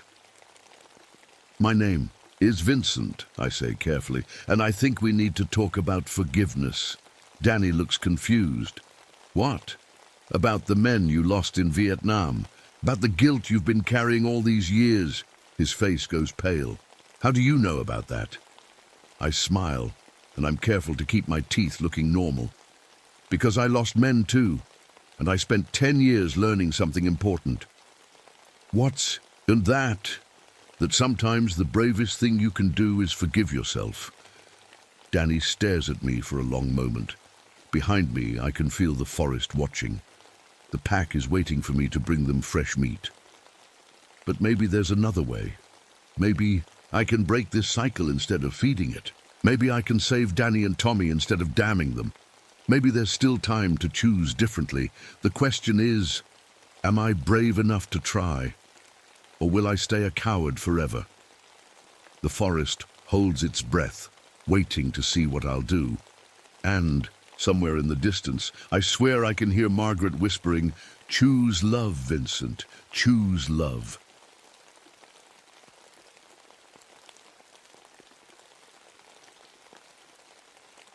My name is David Kowalski, and I think I might be losing my mind. It's been 2 years since Tommy died, and I still can't sleep without seeing his face. My little brother was always the brave one, always pushing me to climb higher, go faster, take risks. I was supposed to protect him. I was the older brother. But I failed. Now I'm sitting on my horse Buck in the middle of Yellowstone's Lamar Valley, and nothing feels right. Not the air, not the ground, not even my own heartbeat. I came here to clear my head, maybe find some peace. Instead, everything around me seems angry. The hot springs are acting weird. Every time I breathe in, they shoot steam into the air. When my heart beats fast, they bubble harder. It's like the whole valley is watching me, waiting for something. The thermal pools look like they're keeping time with my guilt, rising and falling like they know what I did wrong. Buck shifts under me, and I pat his neck. He's been my only friend since Tommy died. Good horse, always steady, but even he seems nervous today. His ears keep twitching, and he keeps looking around like he sees things I don't. The strangest part is the bison. There's a whole herd of them about 50 yards away, just standing there staring at me. But their faces... God, their faces look wrong. Too human, too familiar. One of them has eyes that remind me of Tommy. That same mischievous look he got before he did something stupid. I shake my head and try to focus. The wind is picking up, making strange sounds as it moves through the valley. Sometimes it almost sounds like voices, like someone calling my name from far away, the same way Tommy called to me that day on the mountain, right before the rope snapped. The sun should feel warm on my face, but it doesn't. Everything feels cold here, like the air itself is made of snow and ice. My hands are shaking, and not from the temperature. It's something else, something deeper, like the cold is coming from inside me. I check my watch, the same broken one I've worn since the accident. The hands are stuck at 2:47, the exact moment Tommy fell. I've tried to fix it 100 times, but it won't move. Sometimes I think time stopped for me that day too. The valley stretches out in front of me, and from up here on Buck, it looks strange. The shape of the land, the way the hills curve and dip, it almost looks like two people lying next to each other. Like two brothers sleeping side by side, the way Tommy and I used to when we were kids and scared of thunderstorms. A sound makes me turn my head. Wolves howling in the distance, but it's not normal howling. It sounds like singing, like two voices joining together in harmony. Tommy and I used to sing like that around the campfire during our climbing trips. He had a good voice, better than mine. Said we should start a band when we got home. We never got the chance. Buck snorts and takes a step backward. I look down and see something that makes my blood freeze. In the soft mud near the water there are footprints, boot prints, like the climbing boots Tommy always wore, but next to them bare footprints, human feet walking right alongside the boots, step for step. The tracks lead toward a group of trees, disappearing into shadows that seem too dark for the middle of the day. I want to follow them, but something tells me that would be a very bad idea. Buck seems to agree. He's backing away from the tracks, snorting and shaking his head. That's when I notice the other animals. They're all in pairs. Two elk standing together, but one of them looks wrong, too thin, like I can see right through it. Two bears near the river. One normal, and one that might just be bones held together by shadow. Even the birds are flying in twos, one casting a shadow, and one that might be a shadow itself. Everything in this valley has a partner, everything except me. The wolves howl again, closer this time. The sound wraps around me like cold fingers, and I swear I can hear words in it. My name, Tommy's name, and something else, something that sounds like brother. Buck turns, without me telling him to, heading back toward the main trail. Smart horse. But as we ride away, I can feel something watching us go. Something patient. Something that knows we'll be back. Because the truth is, I don't think I can leave. Not really. This valley feels like home in a way that scares me, like it's been waiting for me for 2 years, ever since Tommy died, ever since I let him die. The howling follows us as we ride, getting louder instead of quieter.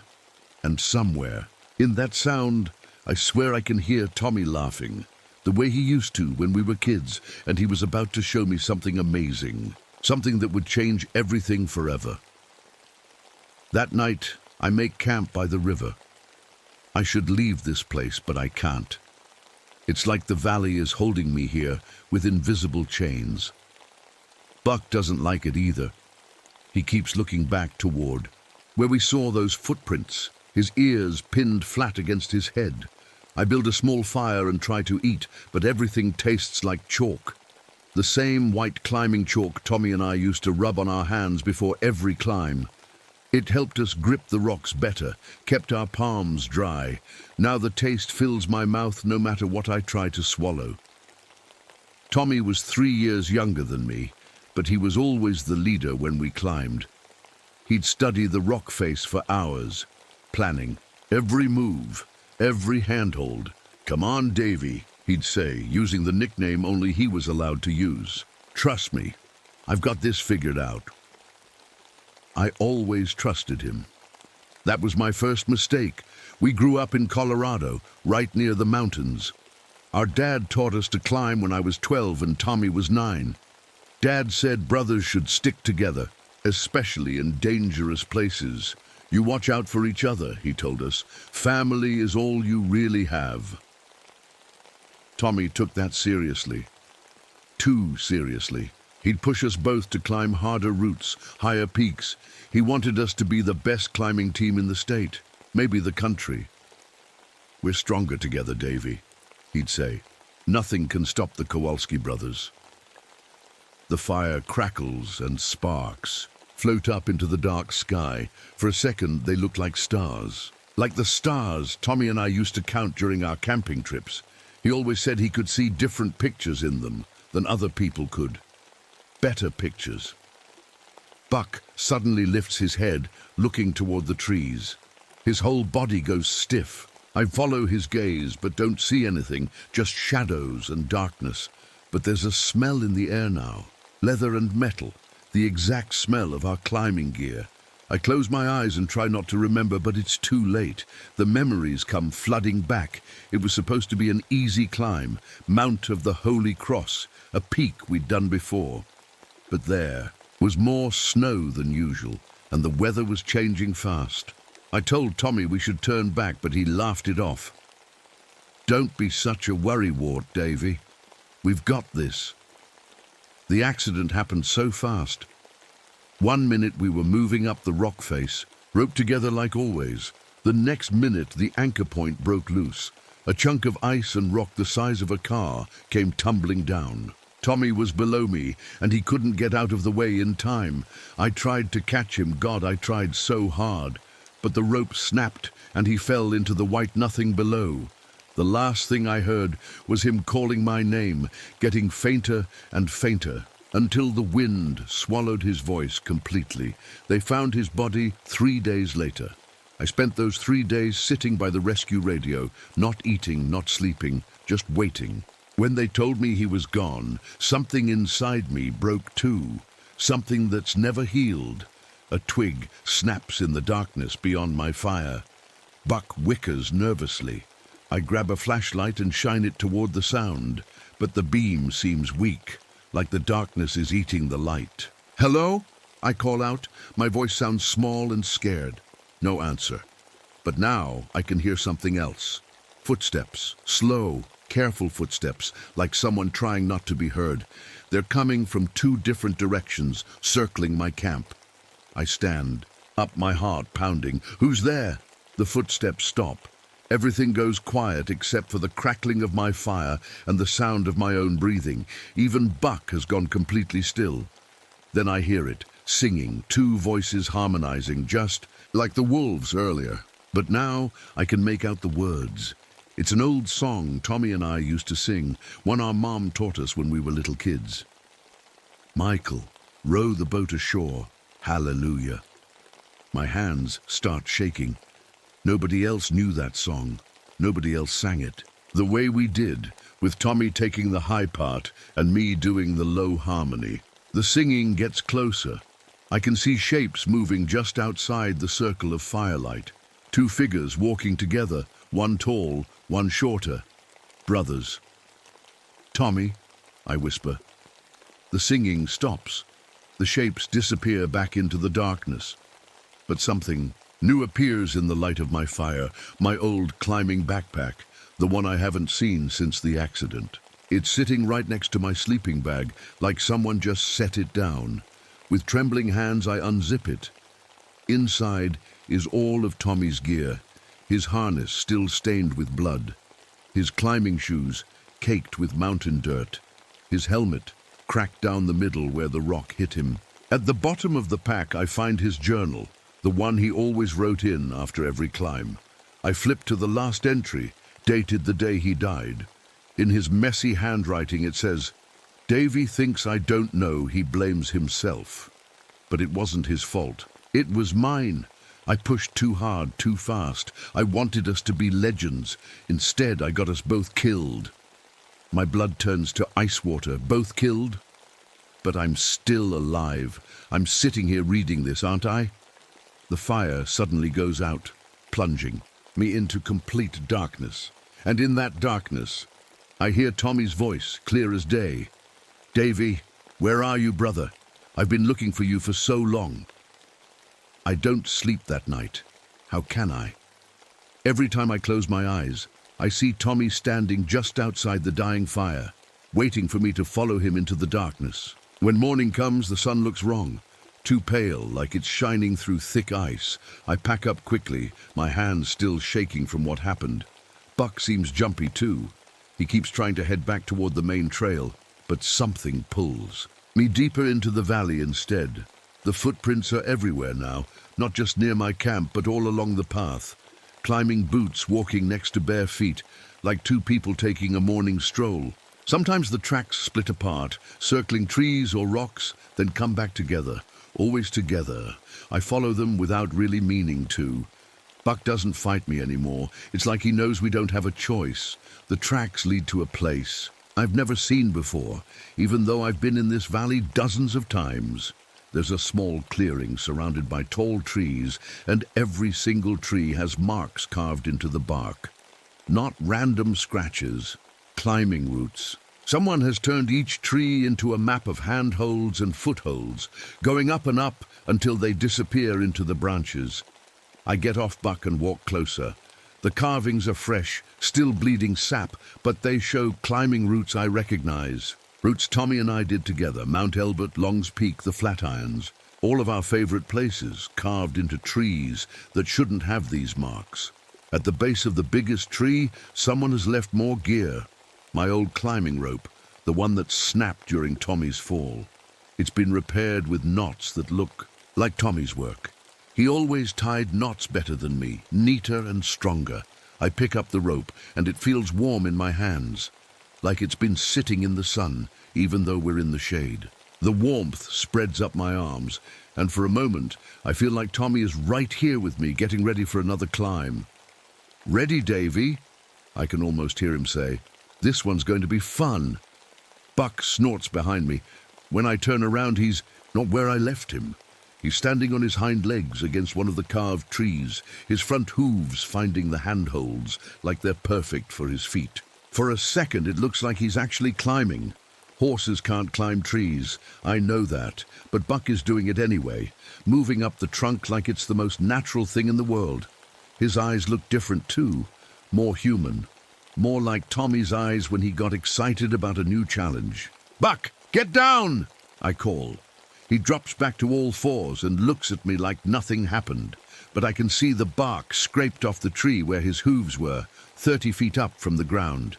The wind starts picking up again, making the trees sway and creak, but the sound isn't random. It's got a rhythm to it, like music, like the songs Tommy and I used to sing. The leaves rustle in harmony, high notes and low notes weaving together. I close my eyes and listen. It really does sound like singing, and underneath the tree music I can hear something else. Footsteps, lots of them, coming from all directions. When I open my eyes, the clearing isn't empty anymore. There are people standing between the trees. At least they look like people from far away, but something's wrong with them. They're too tall, too thin, and they're all moving together like dancers following the same steps. I count them. 6 figures, standing, perfectly still, watching me. Their faces are hard to see in the shadows, but I think I recognize some of them. Mike, who taught Tommy and me how to belay properly. Sarah, who climbed with us in Utah that one summer. Jim, who was with us on Mount Washington when the weather turned bad. All climbers, all people who died in the mountains over the years. "Guys," I call out, "is that really you?" They don't answer, but they start moving closer, walking in perfect step with each other. Their movements are too smooth, too coordinated, like they're not quite human anymore. Buck moves closer to me, pressing against my leg. He's trembling, but he's not trying to run. It's like he knows running won't help. The figures stop, just at the edge of the clearing.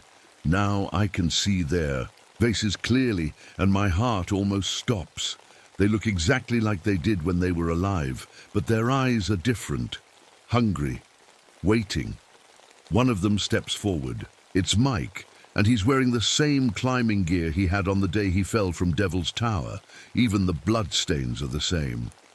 "David," he says, and his voice sounds like it's coming from underwater. "We've been waiting for you." "Waiting for what?" I manage to ask. "For you to understand," says Sarah, stepping up beside Mike. "You're one of us now. You have been for 2 years." "I don't know what you're talking about."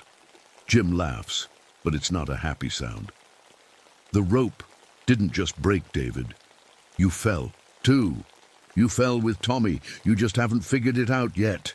The world starts spinning around me. I reach for Buck to steady myself, but when I touch him, my hand goes right through him like he's made of smoke. "No," I whisper, "that's not true. I'm alive. I'm standing right here."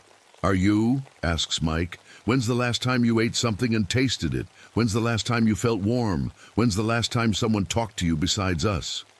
Try to remember. The food at my camp tasted like chalk. The sun felt cold on my skin. The park rangers I passed on the trail looked right through me like I wasn't there. "The guilt brought you back," Sarah explains gently. "The guilt over Tommy's death. It was so strong it wouldn't let you go. So you've been wandering, looking for him, not knowing you died right beside him." "But I saved people," I protest. "I've been doing mountain rescues for 2 years. I've helped people." "Have you?" Jim asks. "Or have you been leading them to us?" The truth hits me like a falling rock.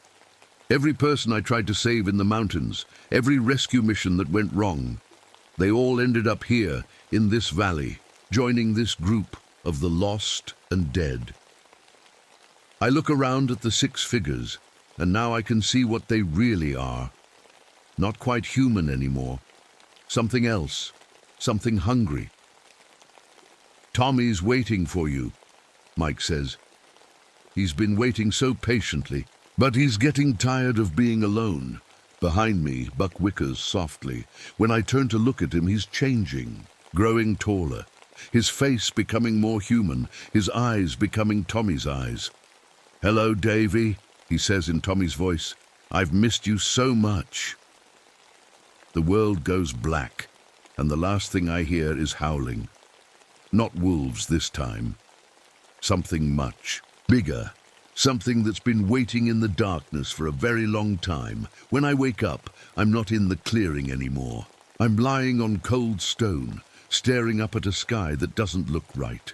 The stars are too bright, too close, like someone hung Christmas lights just above my head. I sit up slowly. My whole body aches like I've been climbing for days without rest. Around me, the valley has changed. Everything looks bigger, taller. The trees stretch up so high I can't see their tops. The mountains in the distance look like they're leaning in, watching me. "You're awake," says a voice I know better than my own. I turn around and there he is. Tommy, but not the Tommy I remember. This Tommy is huge, maybe 8 feet tall, with arms and legs like tree trunks. His face is still my little brother's face, but his eyes glow yellow in the darkness. When he smiles, I can see teeth that are too sharp, too long. "Tommy!" My voice comes out as a whisper. "Hey, Davy!" He sits down next to me, and the ground shakes a little under his weight. "I've been waiting for you to see me, really see me." I want to run, but my legs won't move. "What happened to you?" "Same thing that happened to you. Same thing that happens to everyone who comes here."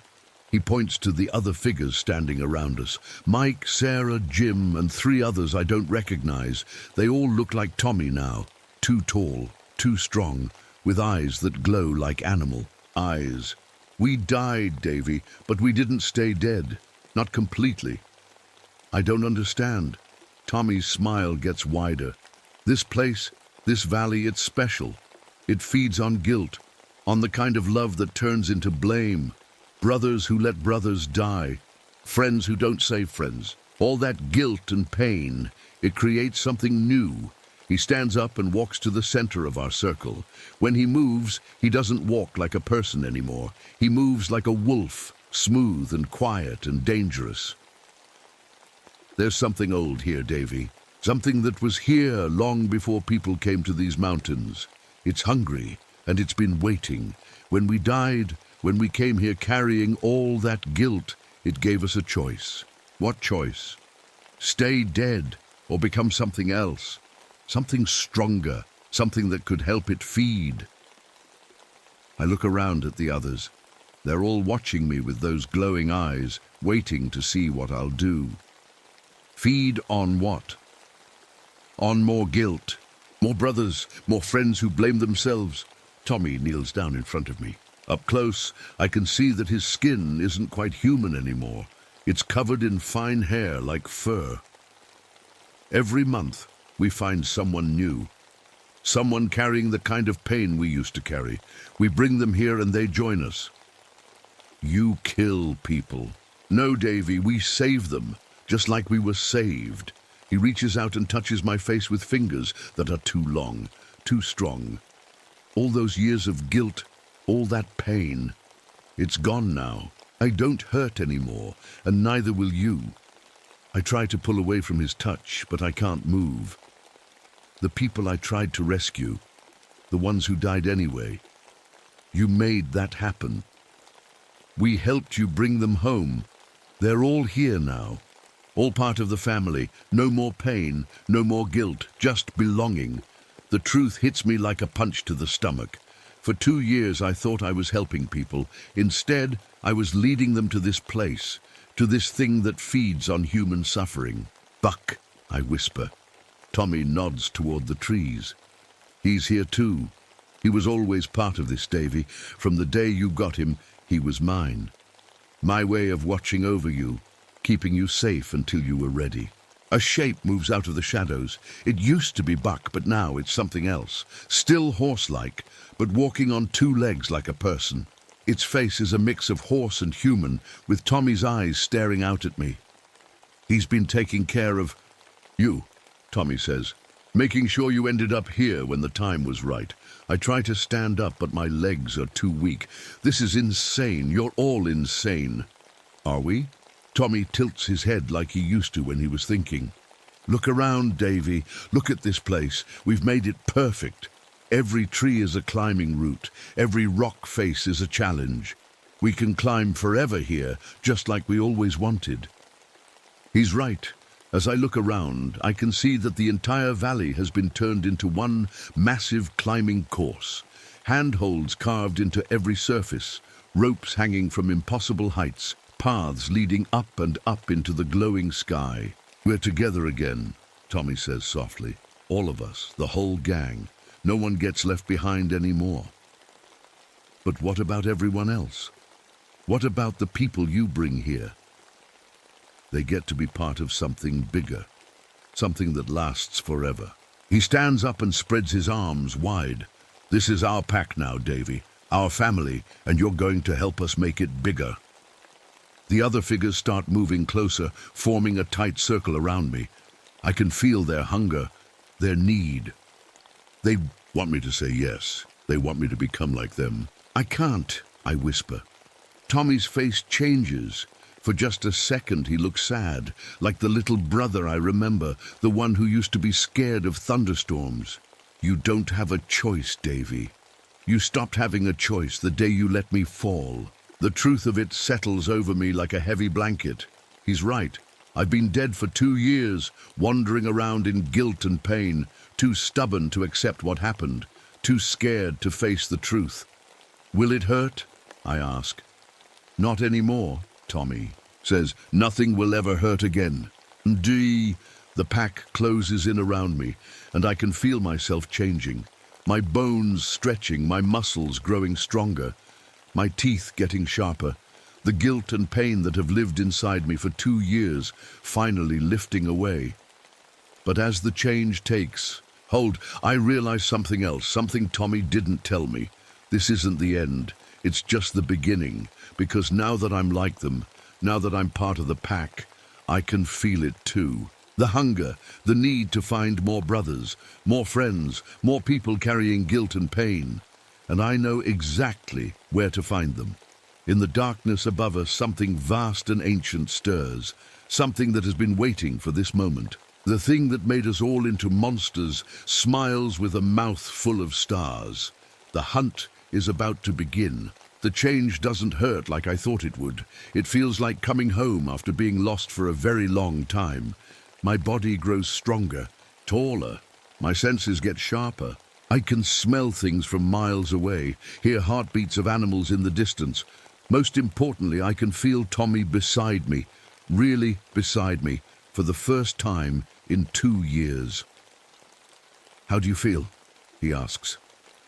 I flex my new hands, longer now, with claws instead of fingernails. Different, but good different. "That's because you're finally where you belong." Tommy puts his arm around my shoulders, and I don't have to look up at him anymore. We're the same height now, both of us changed, into something new. We're brothers again, Davy, really brothers. I look around at the others. Mike gives me a nod of welcome. Sarah smiles with too many teeth. Jim pats my back with a hand that could crush rocks. They all feel like family now, like we've known each other forever. "What happens now?" I ask. "Now we do what we were made for," Tommy says. "We hunt." He walks to the edge of our circle and points toward the mountains beyond the valley. Out there are people like we used to be. People carrying guilt so heavy it's killing them. Brothers who blame themselves for sisters who died. Fathers who couldn't save their sons. Friends who let friends fall. I can feel it now, that hunger Tommy talked about. Not for food, but for something else. For the pain that radiates from guilty hearts. It calls to us like a dinner bell. "They need us," Sarah says softly. "They need what we can give them." "Which is what?" "An end to the pain," Mike explains. "A way to stop hurting, just like Tommy gave you." I think about the 2 years I spent wandering, carrying Tommy's death like a stone in my chest. The way every breath hurt, every morning was a struggle. How I could never really taste food or feel warm or sleep without nightmares. All of that is gone now. The guilt has been transformed into something else, something useful, something that makes me part of a family again. "There's a man in Colorado," Tommy says, his eyes going distant like he's seeing something far away. "His name is Marcus. He took his little brother camping last month. The tent caught fire while he was getting water from the stream. He's been driving around the mountains ever since, looking for a place to make the pain stop." I can see Marcus in my mind now, like watching a movie. A man in his 30s, unshaven, with red eyes from crying. He's sitting in his truck at a scenic overlook, staring at the rocks below. "He needs us," I say, and I'm surprised by how much I mean it. "Yes," Tommy smiles, "and there are others, so many others. We'll never run out of work to do." Buck, or the thing that used to be Buck, comes over to us. He's fully changed now, walking on 2 legs, but he still moves like a loyal horse, like he's still mine, even though we're both something else now. "The old rules don't apply anymore," Tommy explains as we start walking. "We can go anywhere, do anything, cross any distance in a single night, find anyone who carries the kind of pain we understand. As we walk, the valley changes around us. The trees grow taller, the mountains move closer, the stars above us pulse like heartbeats.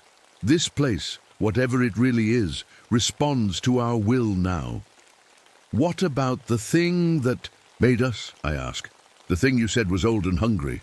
Tommy's smile gets wider. It's happy. We're feeding it well. Every person we help, every soul we bring home makes it stronger, makes all of us stronger. I can feel it now, that vast presence watching us from somewhere above the stars. It doesn't feel evil exactly, more like grateful. Like a parent proud of children who are finally doing what they were meant to do. We reach the edge of the valley, where the normal world begins. I can see car headlights on distant roads, lights from houses in far-off towns. People living their normal lives, not knowing what waits for them in the dark places of the world. "Ready for your first hunt, Davy?" Tommy asks. I think about Marcus, alone with his guilt. I think about all the others like him, carrying pain they don't know how to bear. People who need what we can give them. Ready, I say. We start running, all of us together, the pack, my new family. Our feet barely touch the ground as we race toward the highway, toward Marcus and his truck and his broken heart. Behind us, the valley fades into mist and shadow, but it's still there, waiting for us to come back, waiting for us to bring new friends home. As we run, I hear Tommy start to sing, the same song we used to sing as kids, but different now, deeper, hungrier. The others join in, their voices blending with ours in perfect harmony. Michael, row the boat ashore, hallelujah. But we're not rowing towards shore anymore. We're rowing away from it, into deeper waters where the lost and guilty wait for rescue. The song carries across the night air, and I know that somewhere, out there, Marcus hears it. His broken heart recognizes the sound of brothers calling to brothers. He'll follow the music, just like I did, just like they all do. By morning, he'll be family, and after Marcus, there will be others. Always others. Because guilt is everywhere, and family bonds run deeper than death. We'll find them all, one by one. The brothers who blame themselves, the sisters who carry shame, the friends who couldn't save friends. We'll bring them home to the valley that exists between worlds, where pain transforms into purpose and the guilty become the hunters. The pack grows stronger with each new member. And somewhere in the darkness above the stars, something ancient and vast grows stronger too. But that's not important right now. What's important is Tommy running beside me, his laughter mixing with the wind. What's important is that we're together again, forever this time. Brothers in life, brothers in death, brothers in the hunt that never ends. The road stretches out before us, leading to Marcus and his truck and his guilt-heavy heart, leading to the next addition to our family. We run faster, and the night welcomes us with open arms. After all, we have work to do.